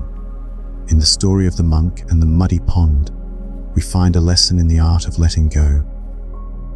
The monk's efforts to clear the water through concentration only stirred up more mud, obscuring clarity. It was only when he ceased his efforts and allowed the mud to settle naturally that the water became clear. This story illustrates the principle of achieving mental clarity through non-interference. Rather than forcing solutions or controlling outcomes, we learn to trust the process of settling. Patience plays a crucial role in this journey, allowing us to witness the natural unfolding of clarity. Buddhist teachings emphasize the art of non-interference, encouraging us to let go of attachment to specific outcomes. By releasing the need to control our experiences, we open ourselves to the wisdom and clarity that naturally arise. As we practice letting go, we develop a deeper understanding of ourselves and our place in the world. Life is a constant dance of change, with thoughts, emotions, and circumstances in perpetual flux. In the midst of this change, it is essential to remain grounded in our true self. Anchoring in self-awareness allows us to navigate change without losing our sense of identity. Techniques such as journaling, reflection, and mindfulness help cultivate self-awareness. By understanding our core values and beliefs, we maintain a stable sense of self amidst external changes. Emotional resilience is another crucial aspect of embracing change. By developing coping strategies and nurturing supportive relationships, we strengthen our ability to adapt. Building an unshakable sense of self involves recognizing that our true nature remains constant even as life evolves. Witnessing awareness is the constant observer within, the unchanging presence amidst life's fluctuations. Identifying with this awareness leads to a profound sense of peace and non-reaction. Cultivating the observer mindset involves practicing mindfulness and self-inquiry. Exercises such as body scans, mindful breathing, and contemplative reflection strengthen witnessing awareness. By connecting with this awareness, we experience a sense of spaciousness and freedom. The connection between awareness and peace lies in our ability to remain present and non-attached. As we cultivate witnessing awareness, we discover a deep well of peace that transcends external circumstances. In conclusion, the present moment holds the key to transformation and peace. By embracing regret as a teacher, uncovering natural stillness, and cultivating awareness, we open ourselves to the richness of life. In this journey of self-discovery, we find that the true gift of the present moment is the freedom to be fully alive, fully present, and fully at peace. The key word here is gradually. Just as the muddy water doesn't become crystal clear in an instant, your mind doesn't usually settle into deep stillness immediately. There might be days when sitting quietly feels impossible, when your thoughts seem louder than ever, when emotions feel overwhelming. This doesn't mean you're failing at meditation. It often means you're finally becoming aware of mental activity that was already there, but you hadn't been noticing. Meditation is much like a river that flows gently, smoothing stones over time. It's a process that requires patience and consistency. When you sit in meditation, especially in the beginning, it may feel like your mind is a chaotic storm. Thoughts rush in, emotions rise and fall, and your body may feel restless. This is entirely normal. It's much like stirring a pond. The mud rises, making the water appear murky, but with time and stillness it settles. Your mind works in a similar way. As you continue your practice, the mental mud begins to settle, allowing clarity and stillness to emerge naturally. The journey of meditation is not about eradicating thoughts or emotions, but about learning to observe them without judgment. It's about cultivating an awareness that allows them to come and go like clouds passing through the sky. This awareness is your constant companion on the path to stillness, a guide that helps you navigate the terrain of your inner world with compassion and understanding. In Zen practice, there's a beautiful saying, "You are perfect as you are, and you could use a little improvement." This seemingly contradictory statement points to something important about spiritual practice. Your essential nature, that awareness that witnesses everything, is already complete, already peaceful, already whole. But your habits of mind, your patterns of reaction, your ways of relating to experience can definitely be refined and improved.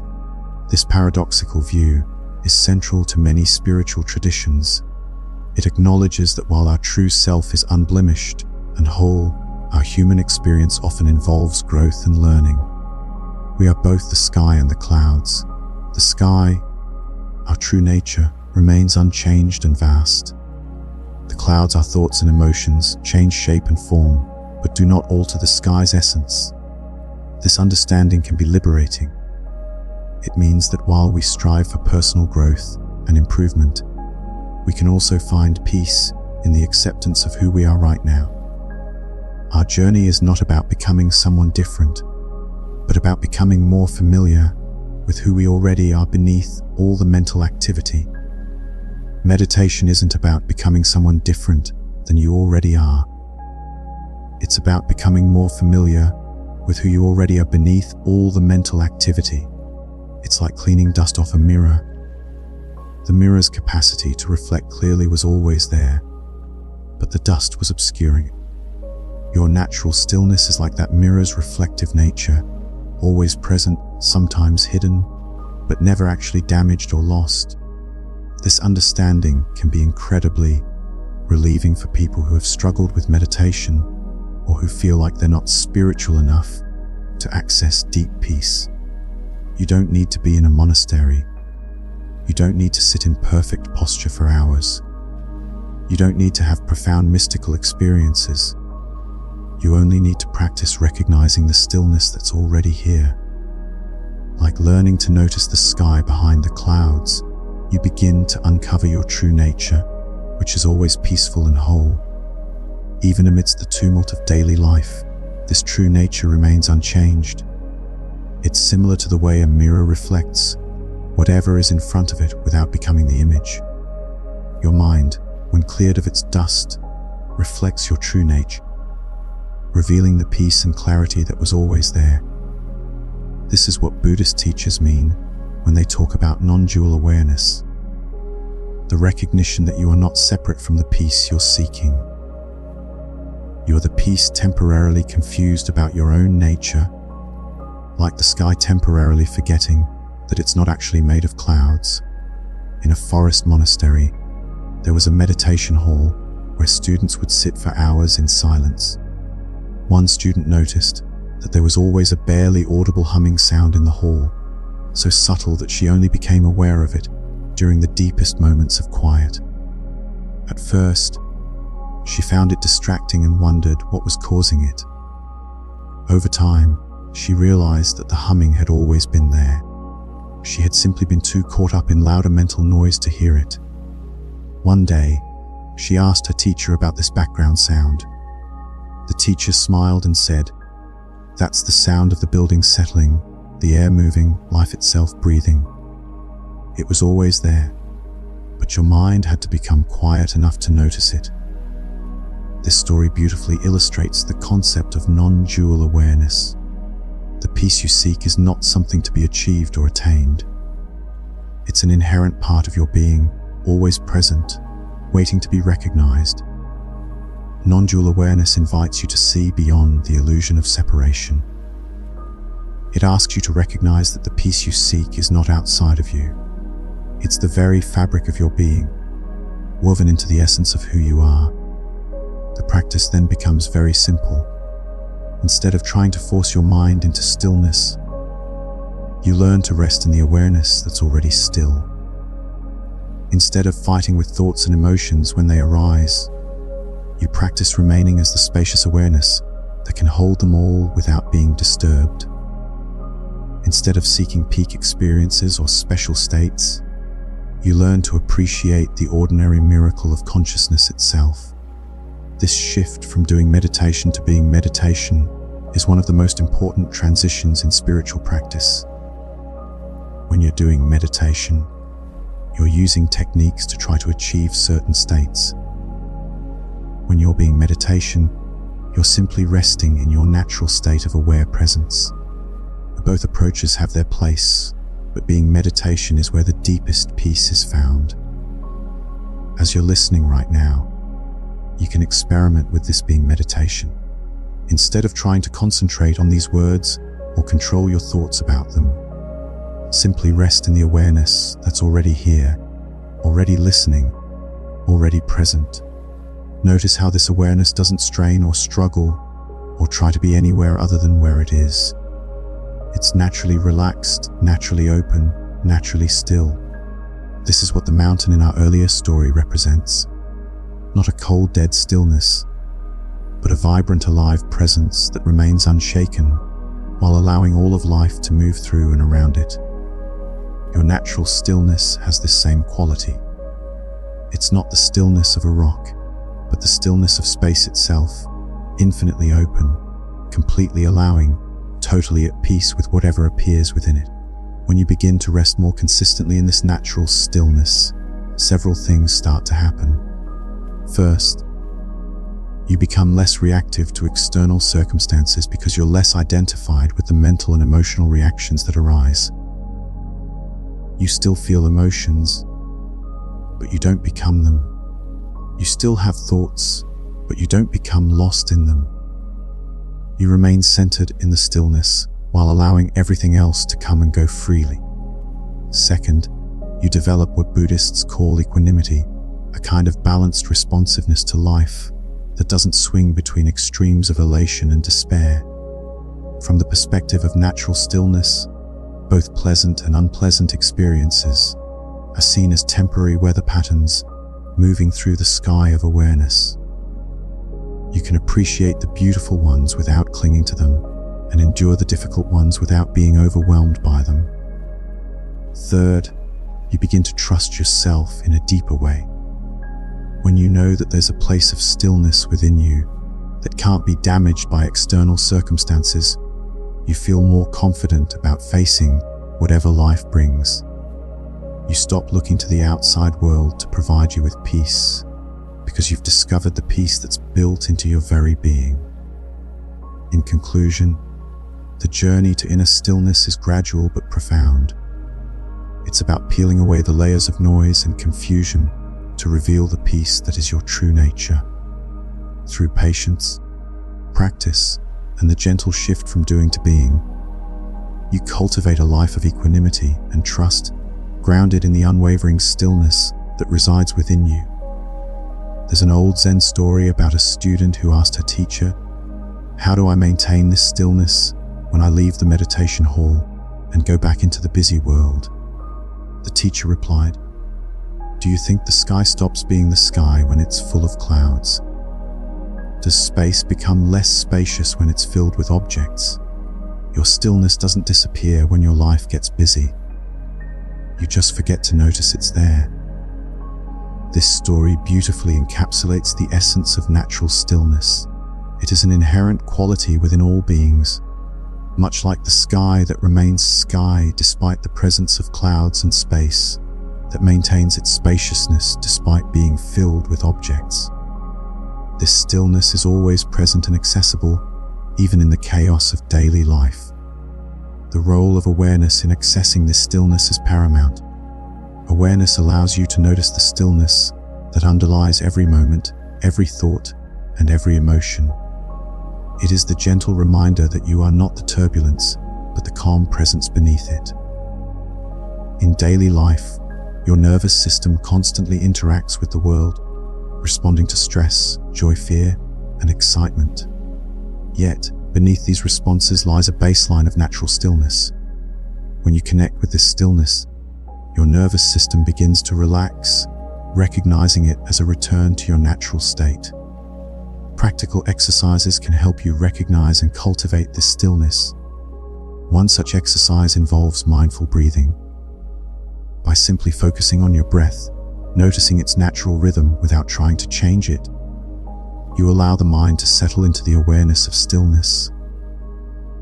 Another exercise is to take moments throughout the day to pause and observe your surroundings without judgment, feeling the stillness that supports all experiences. Non-resistance is a practice where you learn to let thoughts and emotions flow naturally without trying to control or suppress them. This practice allows you to rest in awareness and embrace the present moment.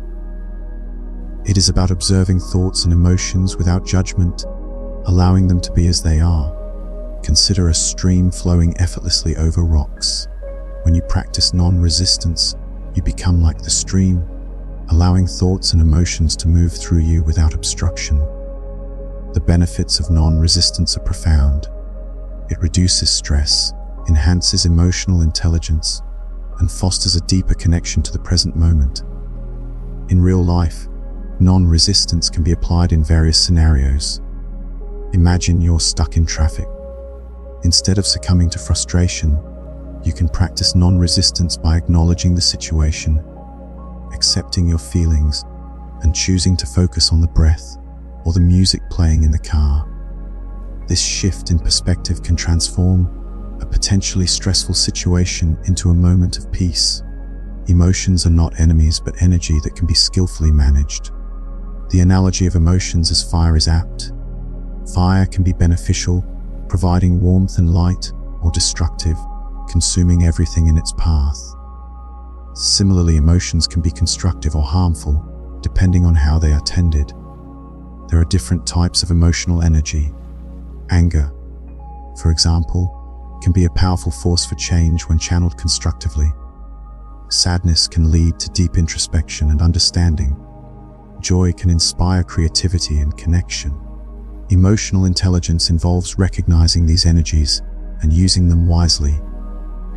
Methods for transforming emotional energy into positive outcomes include mindfulness practices, journaling, and creative expression.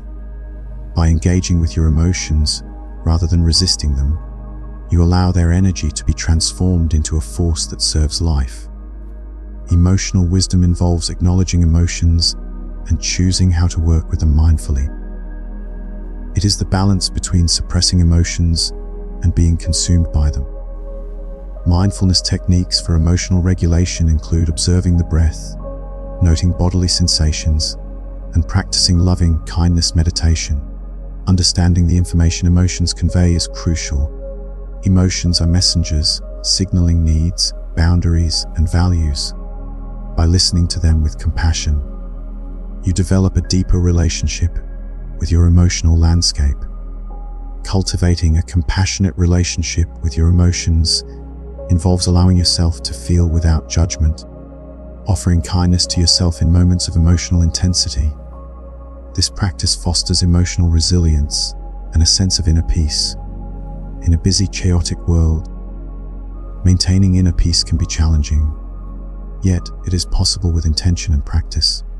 Strategies for accessing and nurturing inner peace include grounding and centering practices, such as spending time in nature, engaging in mindful movement, or creating a daily meditation routine.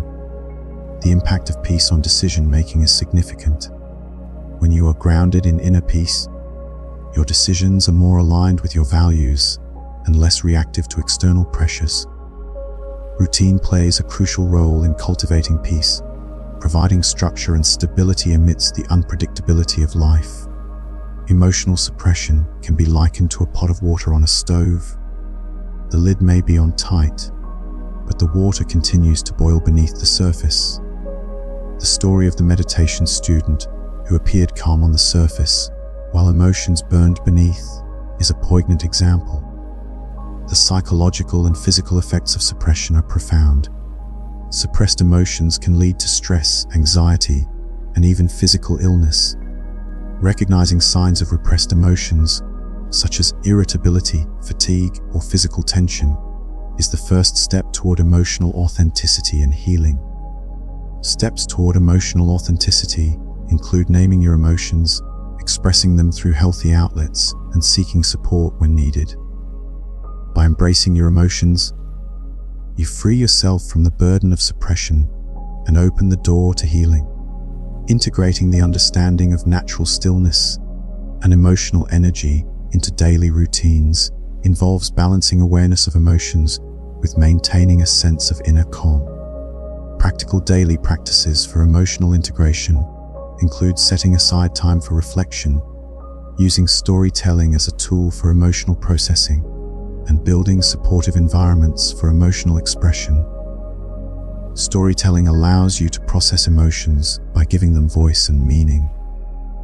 Whether through writing, speaking, or creative arts, storytelling helps you make sense of your experiences and integrate them into your life. Building supportive environments involves surrounding yourself with people who encourage emotional expression and understanding. Creating spaces where you feel safe to express your emotions cultivates a sense of belonging and connection. In conclusion, the journey to embracing your inner stillness and emotional wisdom is ongoing. It requires patience, practice, and a willingness to explore the depths of your own being. By cultivating awareness, practicing non-resistance, and integrating these teachings into daily life, you nurture a sense of peace that is unwavering amidst life's challenges. As you continue on this path, remember that your inner stillness is always present, waiting to be acknowledged and embraced. It is the foundation upon which you build a life of emotional wisdom, compassion, and peace. In the serene practice of Buddhist teachings, there lies a powerful concept known as the sacred pause. This is a practice that invites you to stop, breathe, and fully embrace the emotions that arise within you. In a world that often demands immediate reactions, the sacred pause offers a moment of respite. It allows you to feel your emotions fully, without the impulse to react or suppress them. This pause is not just a delay in action. It is a profound acknowledgement of your inner world, a moment to ask yourself what your emotions are communicating to you. Imagine standing on the edge of a vast ocean, feeling the waves of emotion crash against you. Instead of resisting or diving into the waves, you simply stand and observe. You feel the warmth of anger, the chill of fear, the depth of sadness. With each breath, you acknowledge their presence and let them flow through you, unhindered by mental narratives or spiritual dismissals. This practice of emotional mindfulness is transformative. It allows you to harness the energy of your emotions constructively. Consider anger, often seen as destructive, yet when met with conscious attention, it becomes a catalyst for change. It fuels clear communication, the setting of boundaries, and compassionate action. The fire of anger does not extinguish, but transforms into a force that serves life rather than diminishes it. This approach applies to all emotions, turning grief into compassion, fear into wisdom, and joy into gratitude. The journey of transforming emotional fire begins with recognizing the value of emotions as messengers. Anger, grief, and fear are not adversaries to be vanquished, but energies to be understood and channeled. Imagine a craftsman carefully tending to a forge. The heat is intense, but with skill and patience, it is shaped into something beautiful and purposeful. Similarly, emotions, when approached with mindfulness, can be transformed into actions that align with clarity and compassion. Consider the case of grief. When allowed to move through you without resistance, grief does not merely process loss. It opens your heart to empathy and connection with others who suffer. Fear, often seen as a hindrance, holds valuable insights. When felt fully, it highlights genuine dangers that require attention or exposes false beliefs that need reevaluation. Even joy, when not clung to desperately, becomes a natural expression of gratitude that enhances your connection to life. The key lies in emotional regulation, a skill that involves staying present with intense emotions, distinguishing between raw emotional energy and mental stories, and channeling this energy into responses that serve your deepest values. Nature, with its myriad of metaphors, offers profound lessons on emotional dynamics. Picture a stream flowing through a garden, encountering smooth stones and jagged rocks. The stream's journey is not diminished by obstacles. Instead, it is enriched, creating rapids and waterfalls that add beauty and dynamism. Your emotions mirror this stream. They encounter life's obstacles and opportunities, showing that you are engaged, not detached. The goal is not to eliminate these emotional rapids, but to navigate them skillfully, allowing them to flow without causing harm. This is the essence of healthy detachment. It allows you to experience emotions fully without being controlled by them. In contrast, emotional numbness attempts to avoid difficult feelings, often deadening the capacity for joy, love, and authentic connection. Developing emotional regulation is akin to cultivating a garden within your soul. It requires the patience to stay present with intense emotions, neither overwhelmed by them nor pushing them away. It involves recognizing the difference between the raw energy of emotion and the mental narratives that amplify it. This awareness is what Buddhist teachings refer to as skillful means. It is the wisdom to channel emotional energy into responses that serve your deepest values rather than immediate impulses. Imagine facing an emotion you typically struggle with, such as anxiety. Instead of seeking to rid yourself of this feeling, consider how you might work with it. Anxiety often contains the energy of care and concern. When overwhelming, it scatters and becomes unproductive. But when skillfully channeled, it transforms into thoughtful preparation, mindful attention to details, or compassionate concern for others. The anxious energy does not disappear. It becomes focused, serving the caring nature that underlies it. Breath is a powerful ally in the practice of emotional wellness. In moments of intense emotion, instead of seeking immediate calm or analysis, you breathe into the feeling. You direct your breath to the area in your body where the emotion is most intensely felt. This is not an attempt to breathe away the emotion, but to offer spaciousness that can hold it without being overwhelmed. As you breathe with the emotion, you notice its natural rhythm. Like waves, emotions have a tendency to rise, peak, and subside when not interfered with.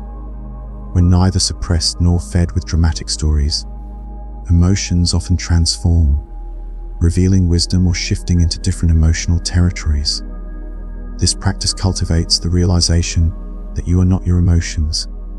You are the awareness that experiences them. Just as the sky experiences weather, sadness moves through you, but you are not made of sadness.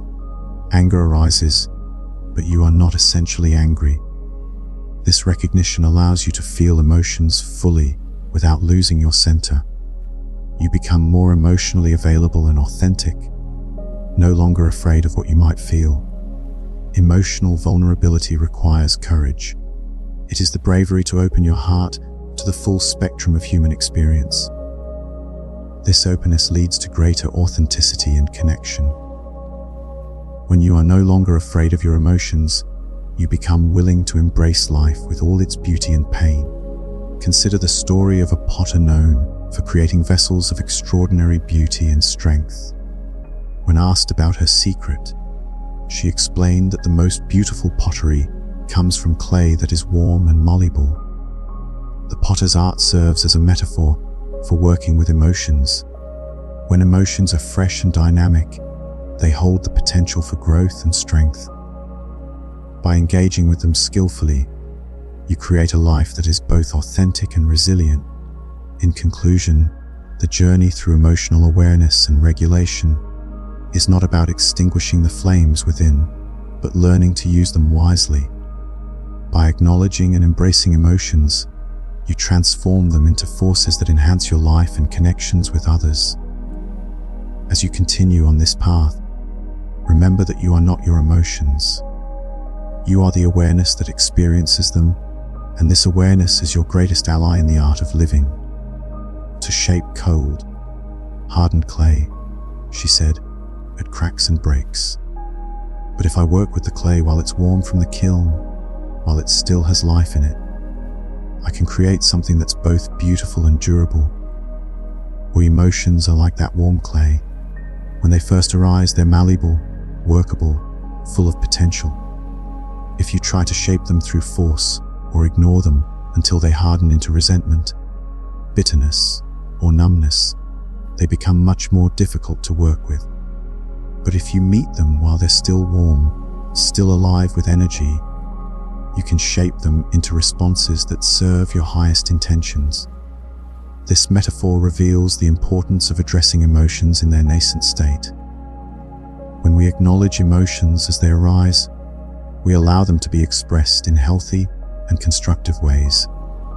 This prevents the buildup of emotional tension and the eventual fracturing of our inner world. Throughout history, various cultures have recognized the significance of emotional expression. From the ancient Greeks, who believed in the cathartic release of emotions through drama, to indigenous cultures that incorporate emotional rituals in their traditions. The acknowledgement of emotions as a vital component of the human experience has been a common thread. This requires developing what might be called emotional courage, the willingness to feel what you actually feel, rather than what you think you should feel. Many people spend enormous amounts of energy trying to feel grateful when they're actually sad, trying to feel confident when they're actually afraid, trying to feel peaceful when they're actually angry. This emotional pretending exhausts the nervous system and prevents the genuine processing that allows emotions to transform naturally. True emotional courage means being honest about what's actually arising in your experience, and then choosing how to work with that raw material skillfully. If you're angry, you start by acknowledging the anger rather than immediately trying to transform it into compassion. If you're sad, you feel the sadness rather than rushing to find the silver lining. This honest acknowledgement creates the foundation for genuine transformation rather than spiritual bypassing. Societal pressures often dictate how we should feel, conforming to an idealized emotional state that does not align with our true selves. Overcoming this requires a kind of bravery that involves a deep trust in one's own emotional landscape. Exercises to build emotional courage can include journaling your honest feelings without censorship, practicing mindfulness to stay present with uncomfortable emotions, and seeking environments that support open emotional expression. Case studies of those who have exhibited emotional courage highlight the transformative power of this practice. Individuals who have embraced their true feelings, like artists and activists, often find a profound sense of liberation and clarity in their missions. When you're no longer afraid of your own emotions, you become less reactive to other people's emotional expressions. When you know how to tend your own emotional fire skillfully, you can be present with others' emotional fires without getting burned or trying to extinguish them. You become like a spacious hearth that can hold many different fires safely. This authenticity fosters trust and deeper connections with others. People can sense when someone is comfortable with the full range of human feeling, and they naturally feel safer being authentic themselves in such presence. Your willingness to feel deeply becomes an invitation for others to do the same. The psychology of emotional authenticity suggests that when we are true to our emotions, we align more closely with our values, leading to greater life satisfaction and well-being. Barriers to expressing true emotions often include fear of judgment or rejection, cultural norms, and personal experiences of trauma or invalidation. To cultivate authenticity, one might practice self-compassion, engage in open dialogues with trusted individuals, and challenge societal norms that suppress genuine emotional expression. Tonight, as you prepare for rest, you can practice this gentle approach to whatever emotions might be present. If there's anxiety about tomorrow, instead of trying to think it away, you can breathe with it, acknowledge its concern, and thank it for caring about your well-being. If there's sadness about something that happened today, you can let it move through you like water through a riverbed, knowing that sadness is how the heart processes loss and disappointment. If there's anger about an injustice or frustration about a situation, you can feel the heat of that fire while choosing not to feed it with obsessive thinking. If there's joy about something beautiful you experienced, you can let it glow warmly in your chest without grasping it or demanding that it last forever. Each emotion that arises is like a visitor to your inner temple. You don't have to invite it to stay forever, but you also don't need to throw it out immediately. You can greet it, listen to what it has to tell you, offer it the warmth of your conscious attention, and then let it move on naturally when its message has been delivered. This is the art of transforming emotional fire, not extinguishing the flame, but learning to tend it with such skill that it becomes a source of warmth, light, and energy rather than destruction. Your emotions become allies in your awakening rather than obstacles to your peace. Emotional intelligence plays a significant role in this transformation. It involves recognizing emotions, understanding their messages, and channeling them constructively. Techniques for emotional transformation include mindfulness practices, creative expression, and therapeutic approaches that focus on emotional awareness.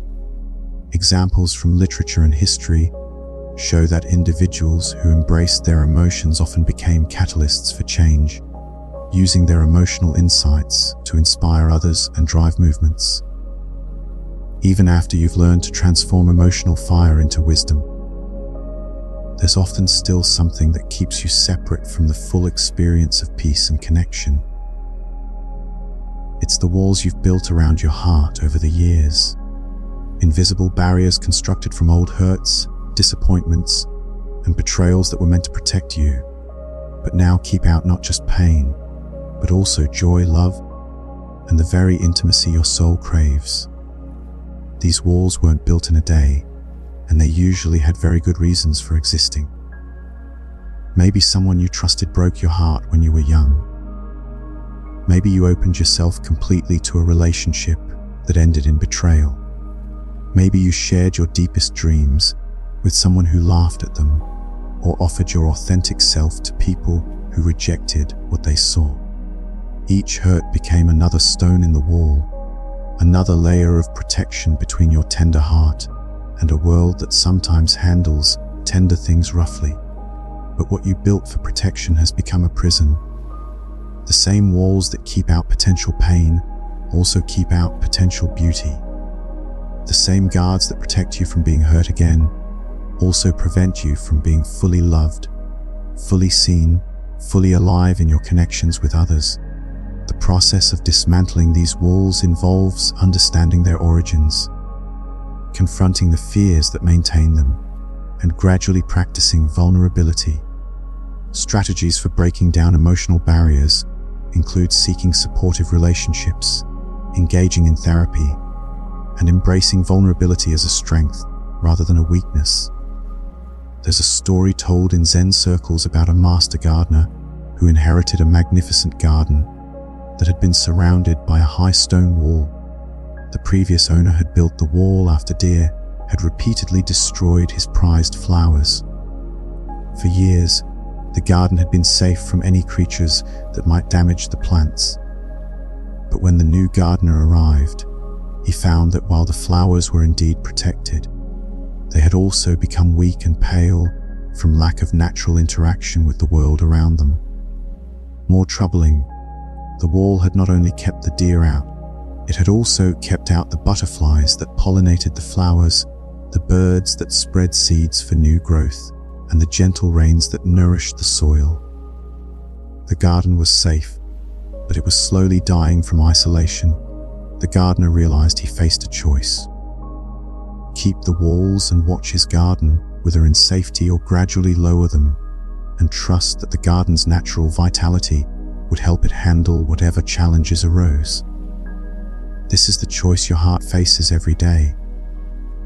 You can continue to live behind the protective walls you've built, staying safe from potential harm, but also missing out on the vibrant experiences of life. Or you can choose to lower those walls, allowing the natural flow of emotions to enhance your life's richness. The decision to lower emotional defenses is a courageous one. It draws from the lessons of nature, where balance and cycles teach us resilience and renewal. In many cultures, gardens symbolize personal development and growth, reminding us that openness and interaction with our surroundings foster vitality. In lowering these walls, you invite the full spectrum of life into your heart, embracing both the joys and the challenges with grace and strength. As you continue on this journey, remember that emotions, like clay, are meant to be worked with, not fought against. With awareness and intention, you can shape them into forms that serve your greatest aspirations. You are the sculptor of your emotional landscape, and with each conscious choice, you craft a life of authenticity, connection, and profound beauty. In the vast tapestry of human experience, there lies an intricate dance between wisdom and openness. This dance is beautifully illustrated in Buddhist teachings, where the metaphor of having a heart like the sky captures the essence of true emotional balance. Just as the sky holds both the sun and the storm without being damaged, so too can our hearts learn to embrace both joy and sorrow without being overwhelmed. The key is not to expose ourselves recklessly to every emotional wind, but to cultivate an inner spaciousness that allows us to remain open-hearted even when circumstances are less than ideal. This kind of openness does not mean sharing every detail of our lives with the world.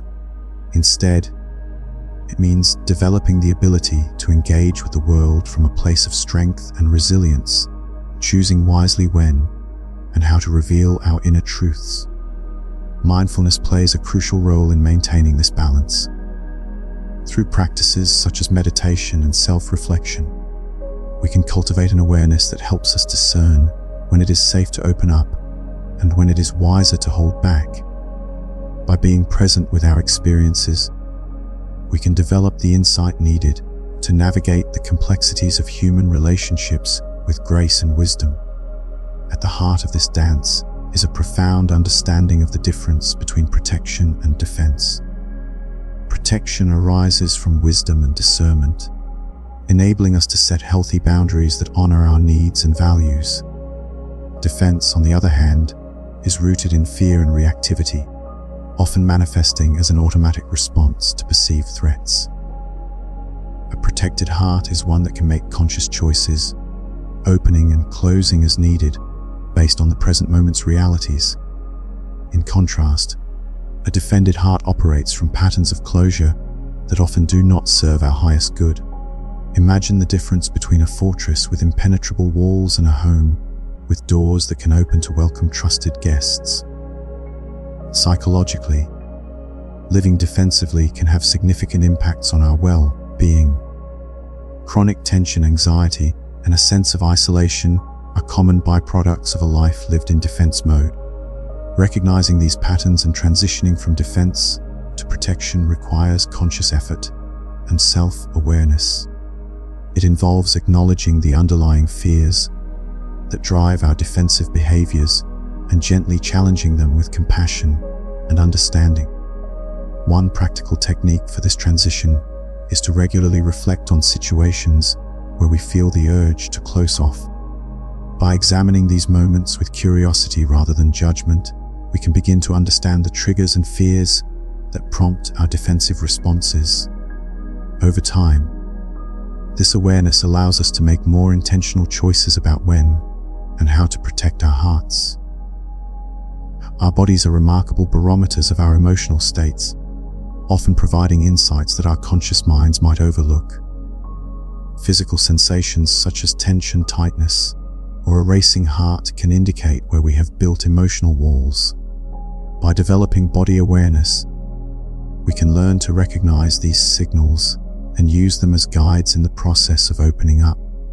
Practices like body scanning and somatic exercises can help us tune into the subtle cues of our bodies. By taking the time to sit quietly and notice the sensations present in different parts of our bodies, we can develop a deeper understanding of where we might be holding emotional tension. This awareness is not about forcing ourselves to change, but about gently exploring the possibility of opening where we have been closed. The connection between physical and emotional health is profound. Just as emotional wounds can manifest as physical symptoms, healing on an emotional level can lead to improvements in physical well-being. By honoring the wisdom of our bodies, we can begin to release the patterns of tension that have been holding us back and move toward greater openness and connection. Healing a protected heart begins with the practice of self-compassion. It is essential to acknowledge the wisdom of our protective mechanisms and to treat the wounded parts of ourselves with kindness and understanding. Often, the first step in opening up is not about trusting others more, but about learning to trust and care for ourselves. Loving kindness meditation is a powerful tool for cultivating self-compassion. By directing feelings of love and well-wishing toward ourselves, we can begin to soften the harsh judgments we often hold against our own vulnerabilities. This practice helps us recognize that our need for protection is not a weakness, but a natural response to life's challenges. Self-judgment can be a significant impediment to healing. When we criticize ourselves for being hurt or for needing protection, we reinforce the very walls we seek to dismantle. By approaching ourselves with gentleness and empathy, we can begin to heal the wounds that have kept us closed off from the world. Skillful vulnerability is the art of remaining open-hearted while being discerning about when and with whom to share our deeper truths. It involves navigating the delicate balance between openness and caution, ensuring that our vulnerability is shared with those who have earned our trust and respect. Real-life examples of skillful vulnerability abound, from leaders who share their struggles to inspire others, to friends who confide in each other to deepen their connection. By creating personal guidelines for sharing vulnerability, we can ensure that our openness is both authentic and safe. One approach is to identify the qualities we value in those with whom we choose to be vulnerable. Trustworthiness, empathy, and mutual respect are key indicators that someone is worthy of our openness.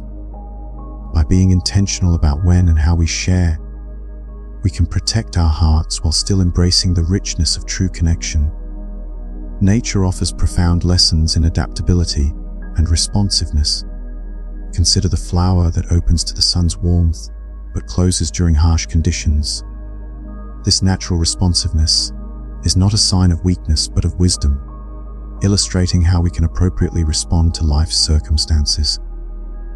In personal relationships, this adaptability can guide our emotional openness. By observing the conditions around us and responding accordingly, we can maintain our integrity while still engaging with the world. As we learn from nature, we can apply these lessons to our own lives, opening when it is safe and beneficial, and protecting ourselves when necessary. Our bodies are powerful guides in determining when it is safe to open up emotionally. Physiological signs such as relaxed muscles, steady breathing, and a calm heart rate indicate a sense of safety and trust. Conversely, tension, shallow breathing, and a racing heart can signal caution. Developing intuition through body awareness involves practicing mindfulness and paying attention to these subtle signals. By regularly checking in with our bodies, we can enhance our ability to read these cues and make informed decisions about vulnerability. Through practices like yoga, tai chi, or simply mindful walking, we can strengthen this connection with our bodies. These practices not only enhance our physical well-being but also deepen our emotional awareness, helping us trust our body's signals and navigate the complexities of human relationships with greater ease. Keeping our hearts closed can have profound consequences, not only for ourselves but for those who care about us. When we withhold our authentic selves, we deprive others of the opportunity to fully know and love us. This can create barriers that prevent the deep connections we crave. Mutual vulnerability is essential for deepening relationships. By gradually opening up to trusted individuals, we create spaces for genuine connection and understanding. This process requires courage and a willingness to be seen, but the rewards are immeasurable. Strategies for opening up include setting small, achievable goals for sharing, practicing active listening, and expressing gratitude for the trust and openness of others. As we embrace the dance of openness and wisdom, we create a life rich in connection, authenticity, and love. As we conclude this chapter, remember that your heart is not a treasure to be hidden away, but a gift to be shared with those who can appreciate its value. By embracing the interplay of wisdom and openness, you can navigate life's challenges with grace and strength. In the journey of life, may your heart be like the sky, vast and open, holding all experiences with grace and wisdom. The heart is a complex entity, often guarded and shielded from the world by layers of protection.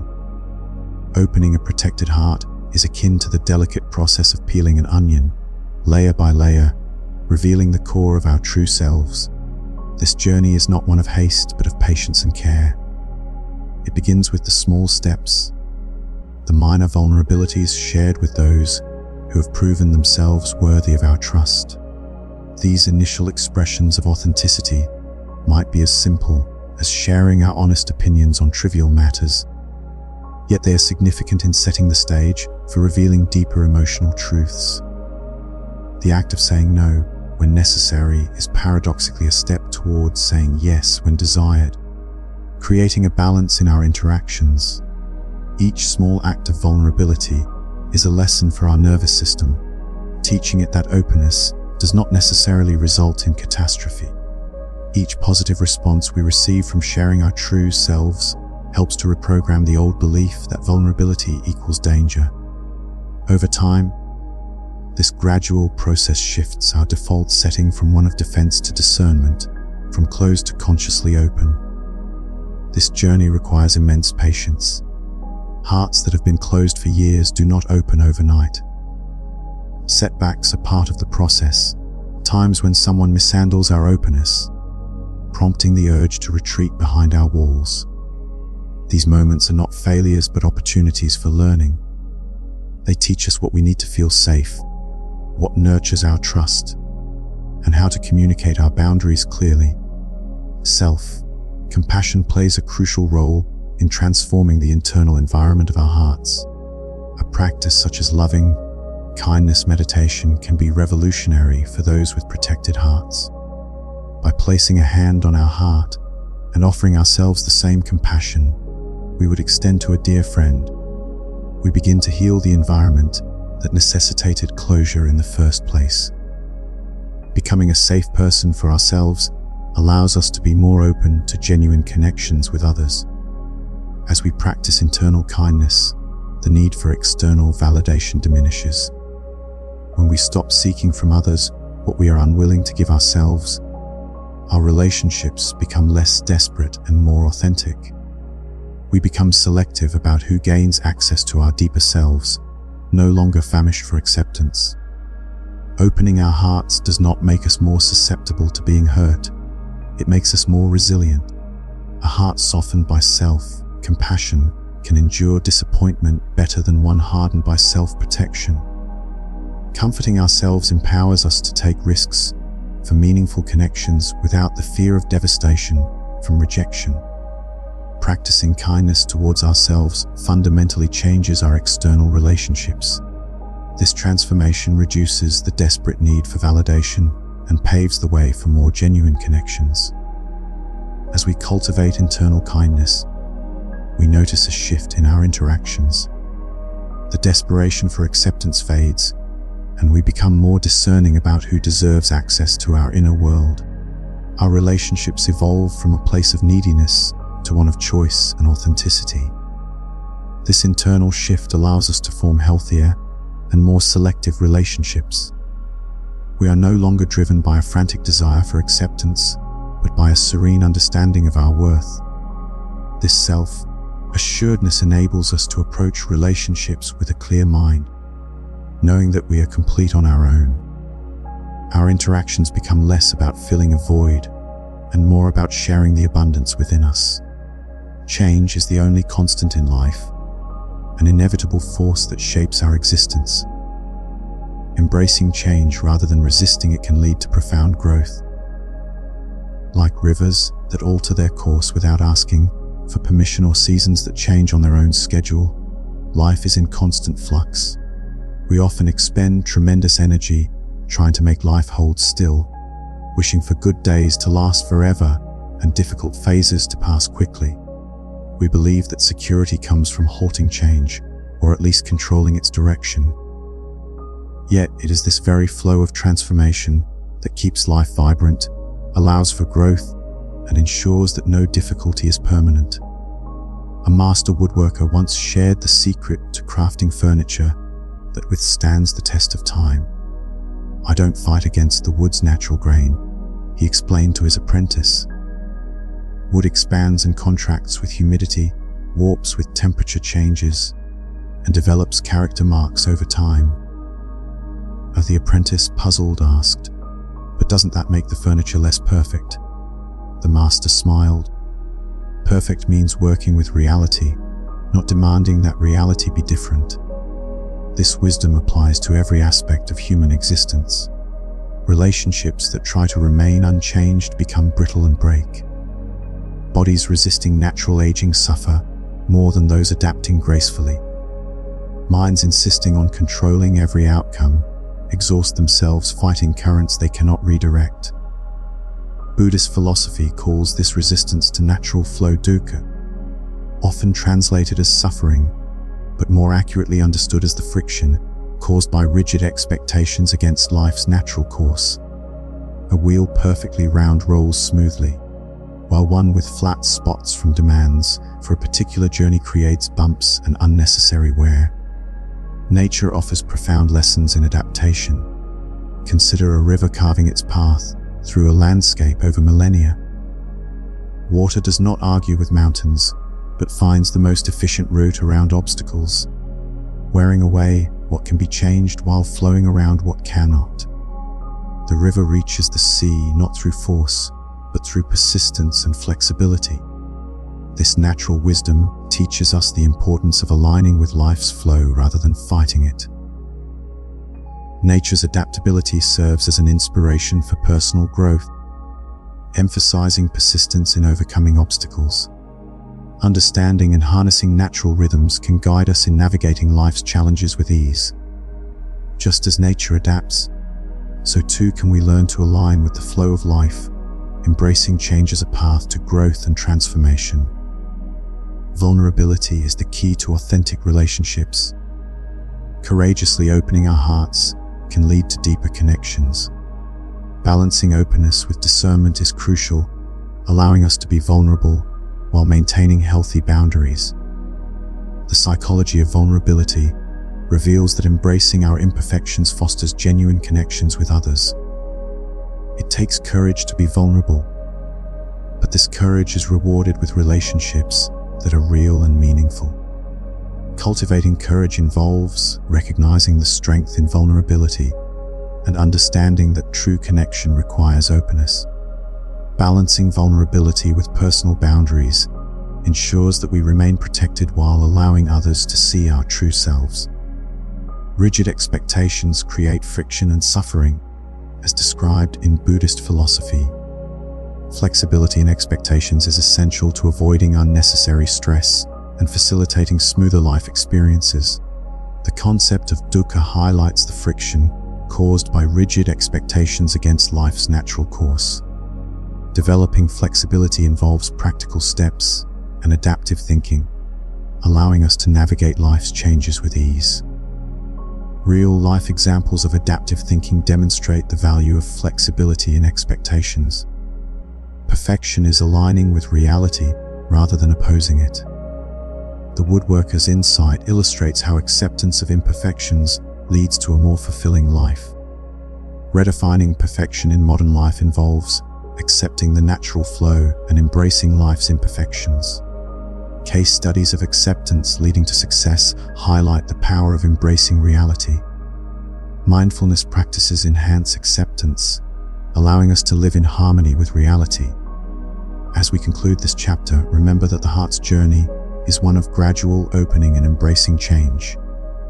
By cultivating self-compassion, transforming relationships through internal kindness, and embracing life's natural flow, we can navigate life's challenges with grace and strength. May your heart be like the sky, vast and open, holding all experiences with wisdom and compassion.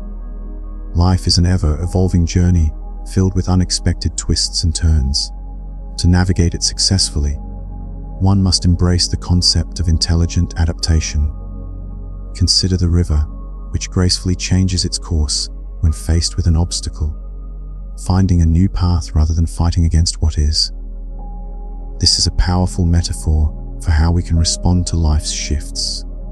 When faced with change, whether it's in relationships, career, or personal growth, we have a choice. We can resist and struggle, or we can ask ourselves, how do I flow skillfully with what's actually happening? Emotional resilience is key to intelligent adaptation. It involves acknowledging our feelings and allowing them to guide us without being overwhelmed. By tapping into emotional intelligence, we can better understand our reactions to change and make more informed decisions. Strategies for embracing change include mindfulness, journaling, and seeking support from trusted friends or mentors. By cultivating psychological flexibility, we learn to pivot gracefully when life demands it. The teachings of the Tea Master offer profound insights into mastery and presence. Her ceremonies were renowned not for their rigidity, but for their responsiveness to the moment. Every tea ceremony, she taught, is unique because every moment is unique. The water temperature, humidity, and the energy of the guests all contribute to the ceremony's distinct character. Mastery lies in responding perfectly to what the specific moment requires. This approach is deeply rooted in mindfulness practices.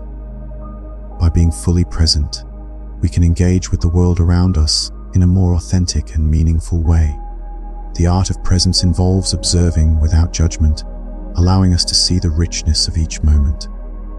Through this lens, we learn that true mastery comes not from rote memorization, but from an openness to life's unfolding. The principle of Wui, or natural action, is about aligning our actions with present circumstances. It's not about passivity, but about responding fluidly to life's demands. A master musician doesn't play notes randomly. Instead, she responds to the music with intuition and skill. Living in Wui means cultivating the sensitivity to know when to act and when to wait, when to speak and when to listen. In everyday decision-making, Wui can guide us to balance intuition with logic.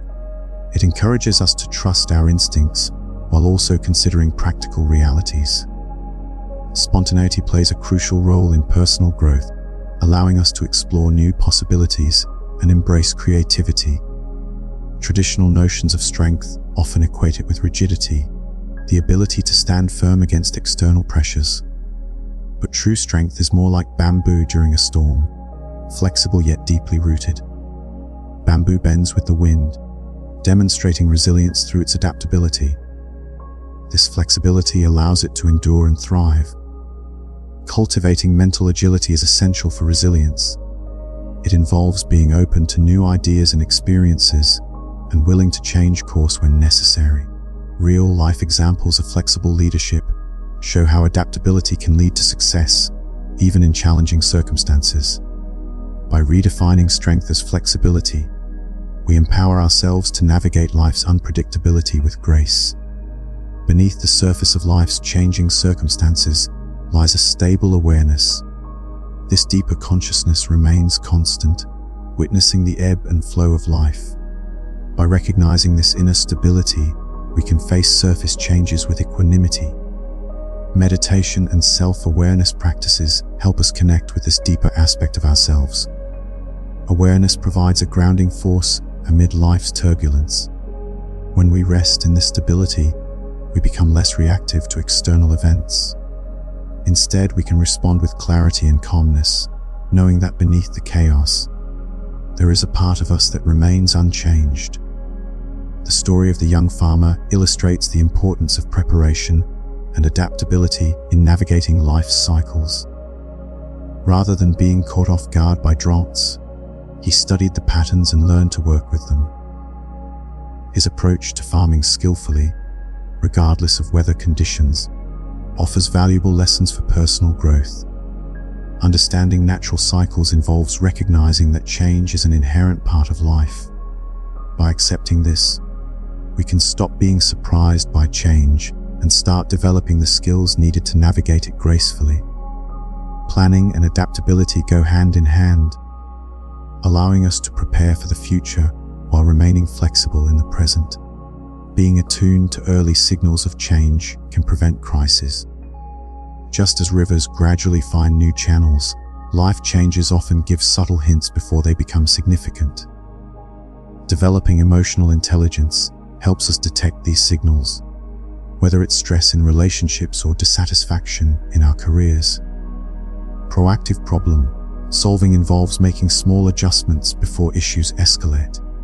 By regularly reflecting on our lives, we can identify areas that need attention and address them before they become major problems. Tools for personal reflection, such as journaling or meditation, can enhance our ability to recognize and respond to early signs of change. The journey of the meditation teacher who lost her voice illustrates the transformative power of embracing unexpected changes. Initially grieving the loss of her primary teaching tool, she discovered new ways to share her wisdom. Her written words and silent presence became powerful forms of transmission.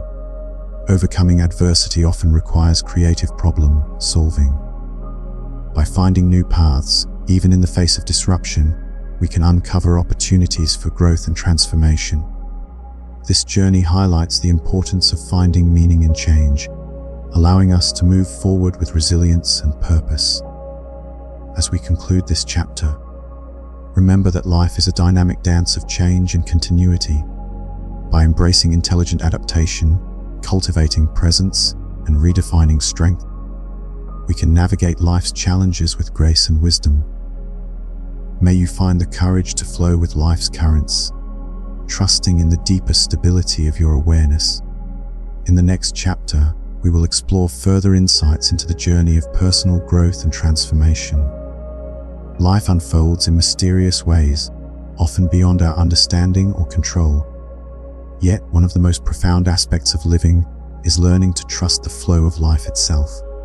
At times, what appears to be a setback or a loss clears the path for new opportunities and unexpected forms of fulfillment. Consider the analogy of a river. When a landslide blocks its path, the river does not cease to exist. Instead, it adapts, finds new channels, and sometimes creates more beautiful waterfalls and pools than those that existed before the obstruction.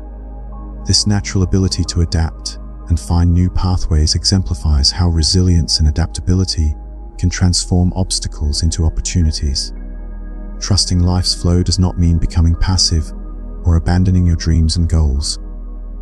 Just as rivers have direction, constantly moving toward the sea, we can maintain clear intentions about where we want our lives to head. However, like a river, which does not insist on traveling in a straight line, we must remain flexible about the route we take to get there. A crucial part of trusting life's flow involves balancing intention and flexibility. This balance becomes especially important during major life transitions, such as changing careers, ending relationships, moving to new places, or facing health issues. These threshold periods often feel chaotic and uncertain. The temptation is either to control every aspect of the transition or to drift without any sense of direction. However, flowing wisdom suggests a third option. It involves holding your intentions lightly while staying alert to the opportunities and guidance that emerge along the way. Think about planning a trip. You could either have every detail rigidly scheduled or a general destination with openness to interesting detours. Both approaches can work, but the latter often leads to discoveries you could never have anticipated. Life transitions work similarly. When you trust the flow while maintaining awareness of your deeper values and desires, unexpected possibilities often emerge, proving more fulfilling than anything you could have engineered through pure willpower. Significant life changes can be daunting. Whether it's a career shift, a relationship ending, or facing a health challenge, these transitions require navigating chaos and uncertainty. Psychological resilience plays a critical role in managing these transitions. Resilience is not about avoiding stress or adversity, but rather about adapting and thriving amid life's inevitable challenges. Consider the stories of individuals who have turned failures into successes. Thomas Edison, for instance, faced numerous failures before inventing the electric light bulb. His story serves as a reminder that setbacks can be stepping stones to success when approached with resilience and adaptability. In your life, you might notice areas where you've been swimming upstream, expending enormous energy trying to force outcomes or resist changes that want to happen naturally.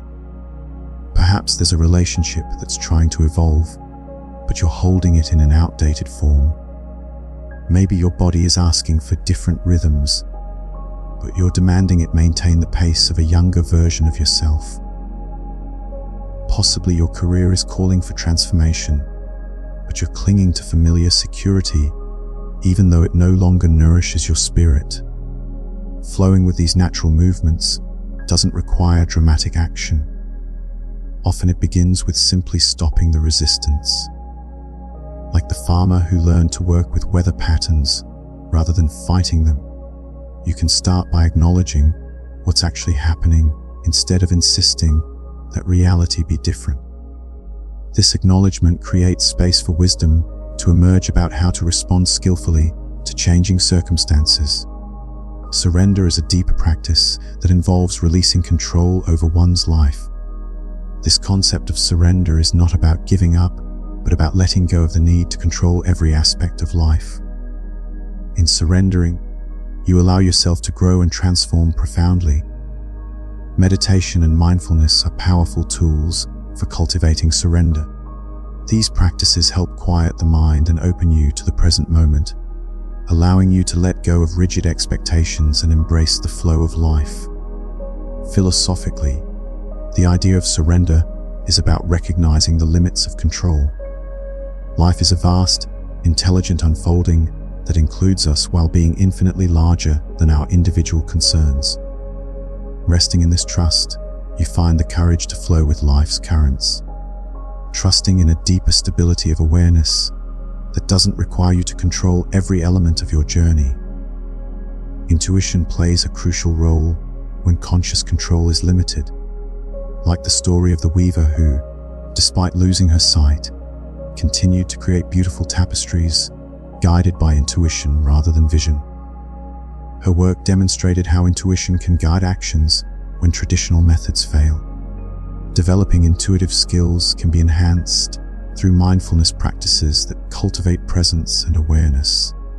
Neuroscience suggests that intuition is a form of unconscious reasoning where the brain uses past experiences to inform decisions without overtly analytical processing. Balancing intuition with rational thought enhances creativity and decision-making, allowing for a richer, more nuanced approach to life's challenges. The fear of the unknown often holds us back from embracing life's flow. However, embracing uncertainty can lead to personal growth and innovation. Consider the stories of groundbreaking inventions or artistic creations that emerged from periods of uncertainty. These stories illustrate that embracing uncertainty can lead to breakthroughs and new understandings. Overcoming the fear of the unknown involves cultivating trust in the process of life. Exercises that build comfort with uncertainty, such as stepping out of your comfort zone or engaging in new experiences, can help develop resilience and adaptability. To cultivate a sense of flow in daily life, practice letting go and trusting the natural rhythm of life.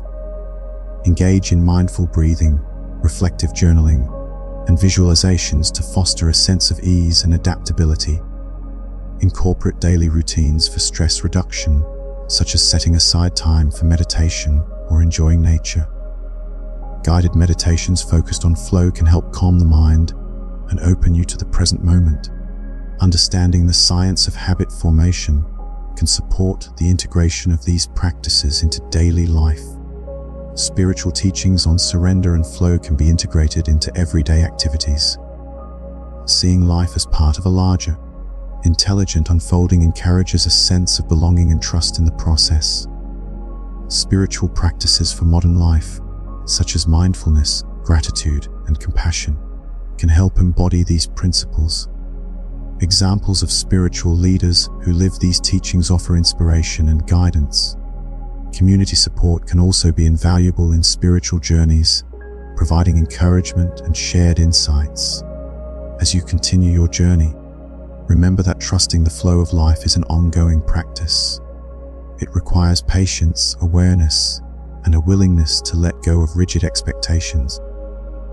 May you find peace in the unfolding, trusting that life's currents will guide you to where you are meant to be.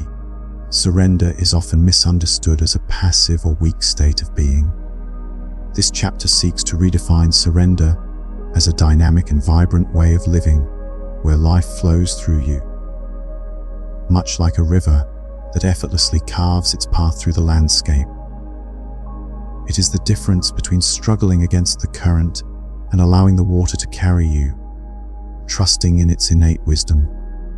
Through surrender, one discovers that the most beautiful creations emerge not from rigid control, but from the freedom to let life unfold naturally. To surrender is not to give up, but to give in to the flow of life. It is an active engagement with the world, where you become a conduit for beauty and wisdom that lies beyond the self. Consider the old weaver who, after years of meticulous control, found that her hands moved more freely and intuitively when she stopped trying to dominate every thread. Her surrender did not lead to chaos, but to a deeper harmony, as her creations began to reflect the beauty of the universe itself. Surrender involves a shift from micromanagement of life to a more spontaneous and intuitive engagement. This transition is beautifully captured in Buddhist teachings that speak of moving from self-power to other power. Here, self-power represents the reliance on personal effort, while other power invites the wisdom of greater forces to guide action. It is not an abdication of responsibility, but an opening up to a broader perspective that transcends the limitations of the individual ego. When you live from a place of surrender, intuition becomes your compass. Instead of meticulously planning every step, you learn to trust the whispers of your inner knowing. Intuition is the quiet voice that guides you, allowing for spontaneous actions that align with the larger rhythms of life. Cultures around the world have long recognized the power of intuition. In many indigenous communities, decisions are made not solely through logical reasoning, but by listening to the guidance of dreams, nature, and instinct. To cultivate intuition, practice tuning into your body's signals, noticing what feels expansive or constrictive. Engage in exercises that develop your intuitive muscles, such as meditation, journaling, or simply spending time in silence. The more you trust your intuition, the more it will guide you towards choices that are in harmony with your true self. concept of other power, as explored in Buddhist philosophy, invites us to relinquish the illusion of control and open ourselves to the wisdom of the universe. This shift is akin to a musician who moves from playing sheet music to improvising with deep understanding. In improvisation, the musician trusts the music to flow through them, drawing on an internalized knowledge of scales, rhythm, and harmony. Similarly, living from other power means trusting that life itself is an improvisation, where each moment arises spontaneously from a place of deep wisdom. Spiritual teachings across traditions emphasize the transformative power of surrender. In Christianity, the act of surrendering to a higher power is seen as a path to grace and enlightenment. In Hinduism, the concept of bhakti involves surrendering to the divine with devotion and love. These teachings remind us that surrender is not a sign of weakness, but a doorway to profound growth and transformation.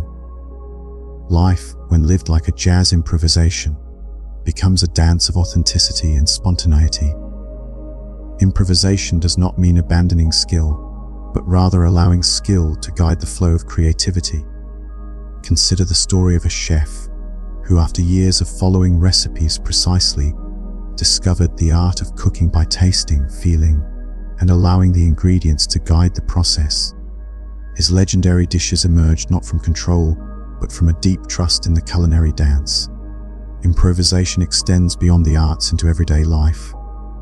Whether in conversations, problem solving, or personal relationships, allowing room for spontaneity leads to more genuine and fulfilling experiences. When you let go of rigid expectations, you open yourself to the unexpected joys and surprises that life offers. The paradox of surrender lies in the balance between control and letting go. While skillful control is necessary for mastery, clinging too tightly can become a hindrance. Imagine learning to ride a bicycle. At first, you grip the handlebars tightly, but true balance comes when you relax and trust the natural forward motion. Athletes and performers often speak of entering the zone, a state where effort falls away and actions flow effortlessly. This zone is achieved not by forcing control, but by surrendering to the moment. To practice this paradox, begin by identifying areas in your life where control feels rigid. Experiment with loosening your grip, allowing for more fluidity and responsiveness. With practice, you'll find the balance between skillful engagement and the freedom of letting go. Meditation offers a powerful metaphor for the art of surrender. In the early stages of practice, effort is required to concentrate and maintain awareness. But as the practice deepens, meditation begins to do itself. Awareness becomes effortless, and the mind settles into its natural state. This transition mirrors the process of living a surrendered life. When you stop striving to control every aspect of your existence, you create space for awareness and wisdom to arise naturally. Mindfulness, too, becomes a way of being rather than a practice, infusing daily life with presence and clarity. Surrender often requires letting go of identities that no longer serve personal growth. This process can be challenging, as it involves releasing cherished self-images and the comfort of familiarity. A successful executive may need to release the identity of having all the answers, while a caregiver might let go of being indispensable. These identity deaths can be frightening, yet they pave the way for a more authentic and spacious way of being. Psychologists describe this transformation as an identity shift, where new aspects of the self are integrated and old patterns are released. Embrace this process with courage and compassion, knowing that each surrender brings you closer to your true essence. Surrendering control can lead to discovering unexpected beauty, much like the master gardener who found new life in her wild garden. When arthritis limited her ability to maintain a manicured landscape, she allowed parts of her garden to grow wild. The result was a vibrant ecosystem teeming with life, a testament to nature's ability to create beauty without human intervention. This story reminds us of the ecological benefits of less intervention. where letting go allows natural processes to restore balance and harmony. In our own lives, embracing the wildness within us can lead to creativity, innovation, and a deeper connection to the world around us. In conclusion, surrender is not about relinquishing responsibility, but about engaging with life from a place of authenticity and trust. It is an invitation to live with intuition, spontaneity, and openness to the wisdom of larger forces. As you embrace the art of surrender, may you find freedom in the flow, beauty in the unexpected, and joy in the unfolding of life. And as you move forward, let this newfound understanding guide you to live more fully, with grace and courage. In the quiet embrace of a gardener learns an enduring truth, the paradox of surrender. Through the act of letting go, a more beautiful and beneficial outcome emerges, one that surpasses the boundaries of individual will. This paradox unfolds because surrender opens the door to possibilities that a limited perspective could never imagine. It connects you to forces of creativity, healing, and growth that operate beyond personal planning. Consider the Zen tradition, which speaks of great doubt leading to great awakening. This doubt is not skepticism about spiritual truth, but a profound questioning of assumptions about life and self. When you doubt your need to control everything, you create space for the realization that some things take care of themselves. In the absence of interference, you might glimpse a vast awareness beyond temporary self-definitions. Great doubt naturally transitions into great trust.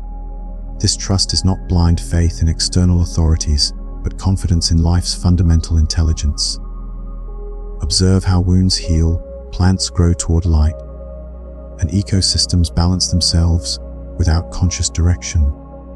The same intelligence that orchestrates these processes moves through your life, often in ways too subtle or complex for ordinary thinking to recognize.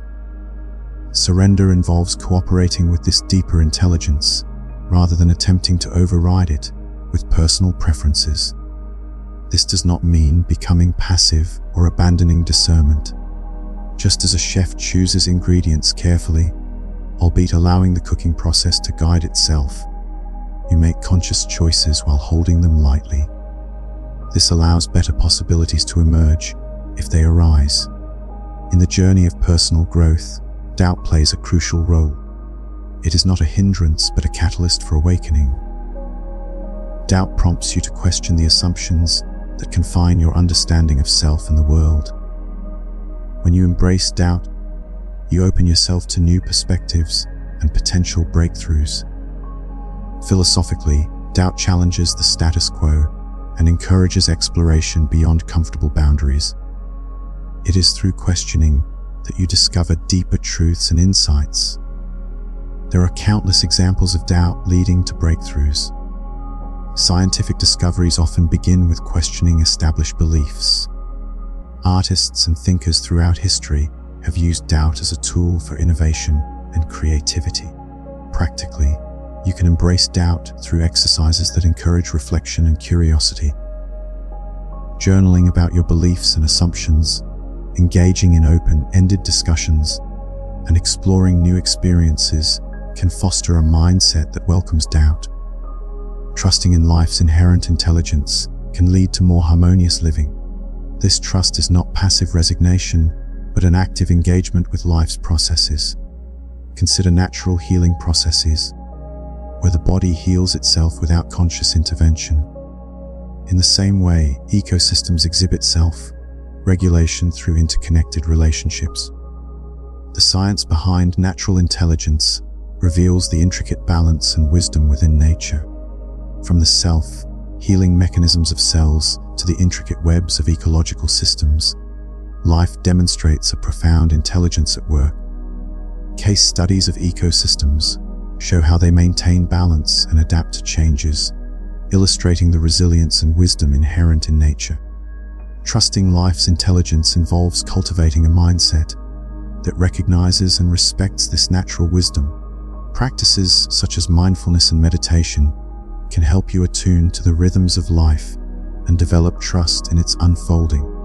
Balancing intentionality and surrender is akin to a dance, where both deliberate actions and natural flow coexist. It is a delicate equilibrium between making conscious choices and allowing life to unfold naturally. Strategies for balancing control and spontaneity involve setting intentions without rigid attachment to outcomes. This allows for flexibility and adaptability as circumstances evolve. Mindfulness practices enhance this balance by cultivating awareness of the present moment and reducing the need for control. In real life, successful integration of intentionality and surrender can be seen in individuals who pursue goals with dedication while remaining open to change and opportunities. The fear of letting go often stems from a desire for control and certainty. However, overcoming this fear can lead to greater peace and fulfillment. Understanding the psychological roots of control can shed light on why letting go feels challenging. Techniques such as cognitive restructuring, exposure to uncertainty, and self-compassion can help in overcoming fear. Meditation and mindfulness play a significant role in releasing the grip of control. These practices cultivate presence and acceptance, allowing you to let go of attachments and embrace the flow of life. Incorporating surrender into daily life can be transformative. Everyday activities provide opportunities to practice letting go. Simple rituals, such as mindful breathing or walking, serve as reminders to release control and trust in life's processes. The neuroscience of relaxation highlights the benefits of surrender, including reduced stress and enhanced well-being. Testimonials from individuals who practice these techniques reveal the profound impact of surrender on their lives. By integrating these practices, you can cultivate a lifestyle that embraces surrender as a path to fulfillment. Nature and the cosmos offer profound lessons in the art of surrender. Observing natural processes reveals the wisdom and intelligence inherent in life. The rhythms of the seasons, the movement of celestial bodies, and the cycles of life all illustrate the beauty of surrender. Indigenous cultures have long recognized the symbolic meaning of cosmic cycles and interpreted natural phenomena as expressions of wisdom. By learning from nature and the cosmos, you gain insights into your own life and the interconnectedness of all things. In the story of the student and the master, a profound lesson unfolds. The student, burdened by tools and techniques, seeks something essential. The master guides her to a simple room with a single cushion, inviting her to sit. When asked what technique to use, the student reaches for her bag of tools, only to be reminded that true wisdom does not reside in external aids. The story illustrates the spiritual journey, where tools and techniques are aids, not ends in themselves. Interpreting spiritual stories can provide insights into the journey from knowledge accumulation to wisdom realization. The role of a teacher in spiritual growth is to guide, not to impose. As you reflect on this chapter, consider how these lessons resonate with your own journey. Surrender is not about relinquishing all control, but about finding harmony with life's flow. It is an invitation to trust in the intelligence that guides your journey, to embrace doubt as a path to awakening, and to balance intentionality with surrender. May these teachings inspire you to live with grace and courage, allowing life to unfold with its inherent wisdom.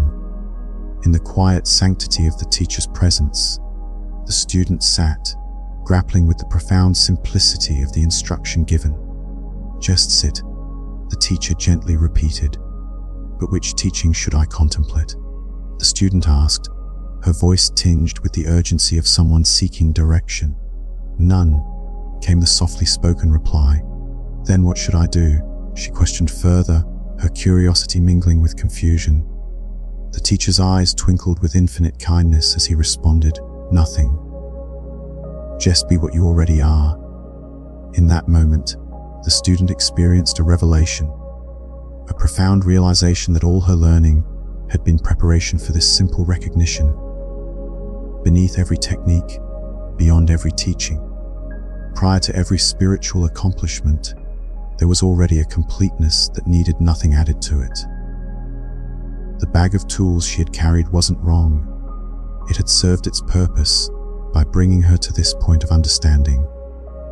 The notion of presence, of simply being in the moment, is deceptively simple yet profoundly transformative. It's a reminder that true peace isn't found in becoming someone different, but in accepting oneself as they are. Our spiritual teachings and techniques are not the end goal. They are merely stepping stones leading us to the realization of our inherent completeness. Mindfulness practices often emphasize this concept, urging us to be fully present in each moment without judgment or distraction. These practices reveal the illusion of spiritual goals, highlighting that the pursuit of enlightenment often obscures the very peace we seek. By embracing the role of awareness in our daily lives, we find that the journey is not about striving, but about allowing. Wisdom, like water soaking into the earth, integrates into our being naturally. It is not forced or memorized through effort, but absorbed through relaxation and letting go. Consider how a tree absorbs sunlight. It does not strain to capture every photon or worry about converting light into energy efficiently. The absorption happens naturally, through processes so fundamental that conscious intervention would only interfere. In the same way, our unconscious mind plays a crucial role in learning, allowing insights to settle deeply into our psyche. Examples of natural integration in nature abound, reminding us of the benefits of a relaxed mental state. When we cease striving to memorize wisdom and instead embody it, when we stop grasping insights and begin living them, teachings transform from information into the very fabric of how we move through the world. As we embrace this deeper acceptance and allowance of life's flow, physical changes accompany our inner shifts. Our breathing slows and deepens, muscles soften, and jaws unclench, reflecting a deeper sense of peace. The mind-body connection is powerful, and by noticing these physical changes, we become more attuned to our internal state. Techniques for observing these shifts include mindful body scanning and conscious relaxation exercises, which help us achieve a state of tranquility. When we relax, we create space for our natural peace to emerge, allowing us to respond to life's challenges with grace and composure. These physical manifestations of inner peace are not mere coincidences. They are direct reflections of the mind's transformation. The Zen concept of beginner's mind encourages us to approach life with fresh eyes, free from the weight of accumulated knowledge. It is a paradox that the more we learn about spiritual wisdom, the more important it becomes to hold that learning lightly. By cultivating a beginner's mind, we remain open to new experiences and insights, unburdened by preconceived notions. Strategies for nurturing this mindset include practicing curiosity, letting go of rigid beliefs, and embracing uncertainty. Balancing learning with openness allows us to gain wisdom without becoming attached to specific teachings or outcomes. In doing so, we create space for growth and transformation, allowing our understanding to evolve naturally over time. True wisdom is not something we apply as mental concepts. It is something we live naturally. It is the difference between knowledge and wisdom, between acquiring information and embodying insights. Consider how we learn to walk as children. We do not receive lectures on balance and coordination. Instead, we simply keep trying, falling down, and getting back up until walking becomes second nature. This process of effortless learning is mirrored in our spiritual journey, where trusting the process of natural growth is essential. By allowing insights to influence our behavior organically, we move beyond the constraints of intellectual understanding and into the realm of lived experience.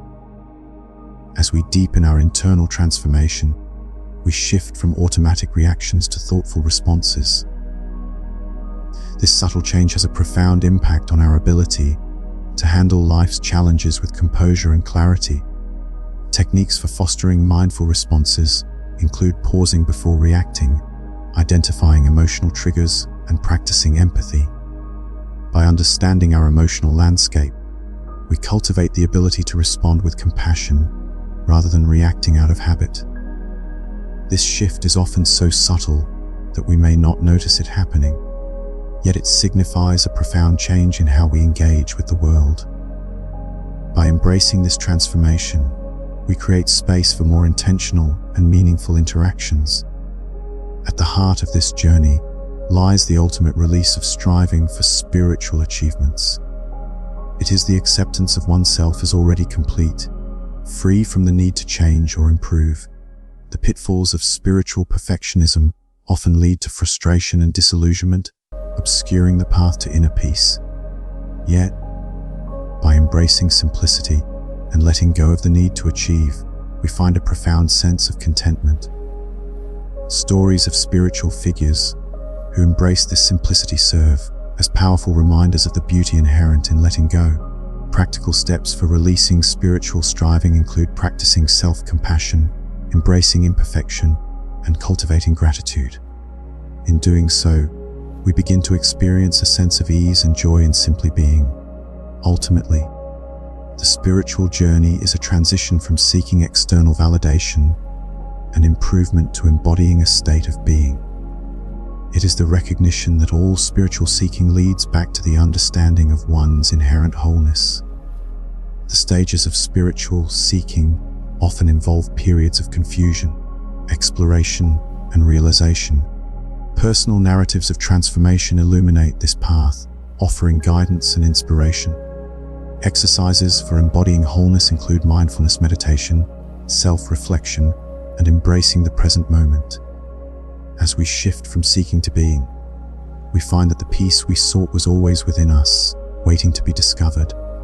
In conclusion, the journey of spiritual exploration is not about achieving perfection or accumulating knowledge. It is about embracing the present moment, allowing wisdom to integrate naturally, and finding peace in simply being.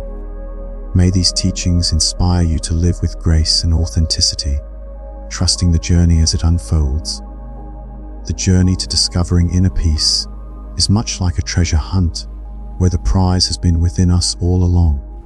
It is not a destination to be reached or an achievement to be unlocked, but rather a state of being that has always existed within us. The peace we often seek externally is, in reality, the very awareness that listens to these words.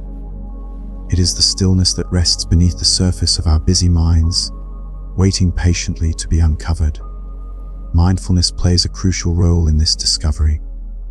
By practicing mindfulness, we become more in tune with the present moment, allowing us to recognize the peace that already resides within us.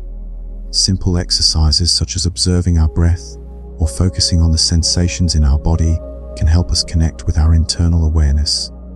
Take, for instance, the story of a woman who spent years traveling the world in search of tranquility, only to find that the serenity she sought was within her all along.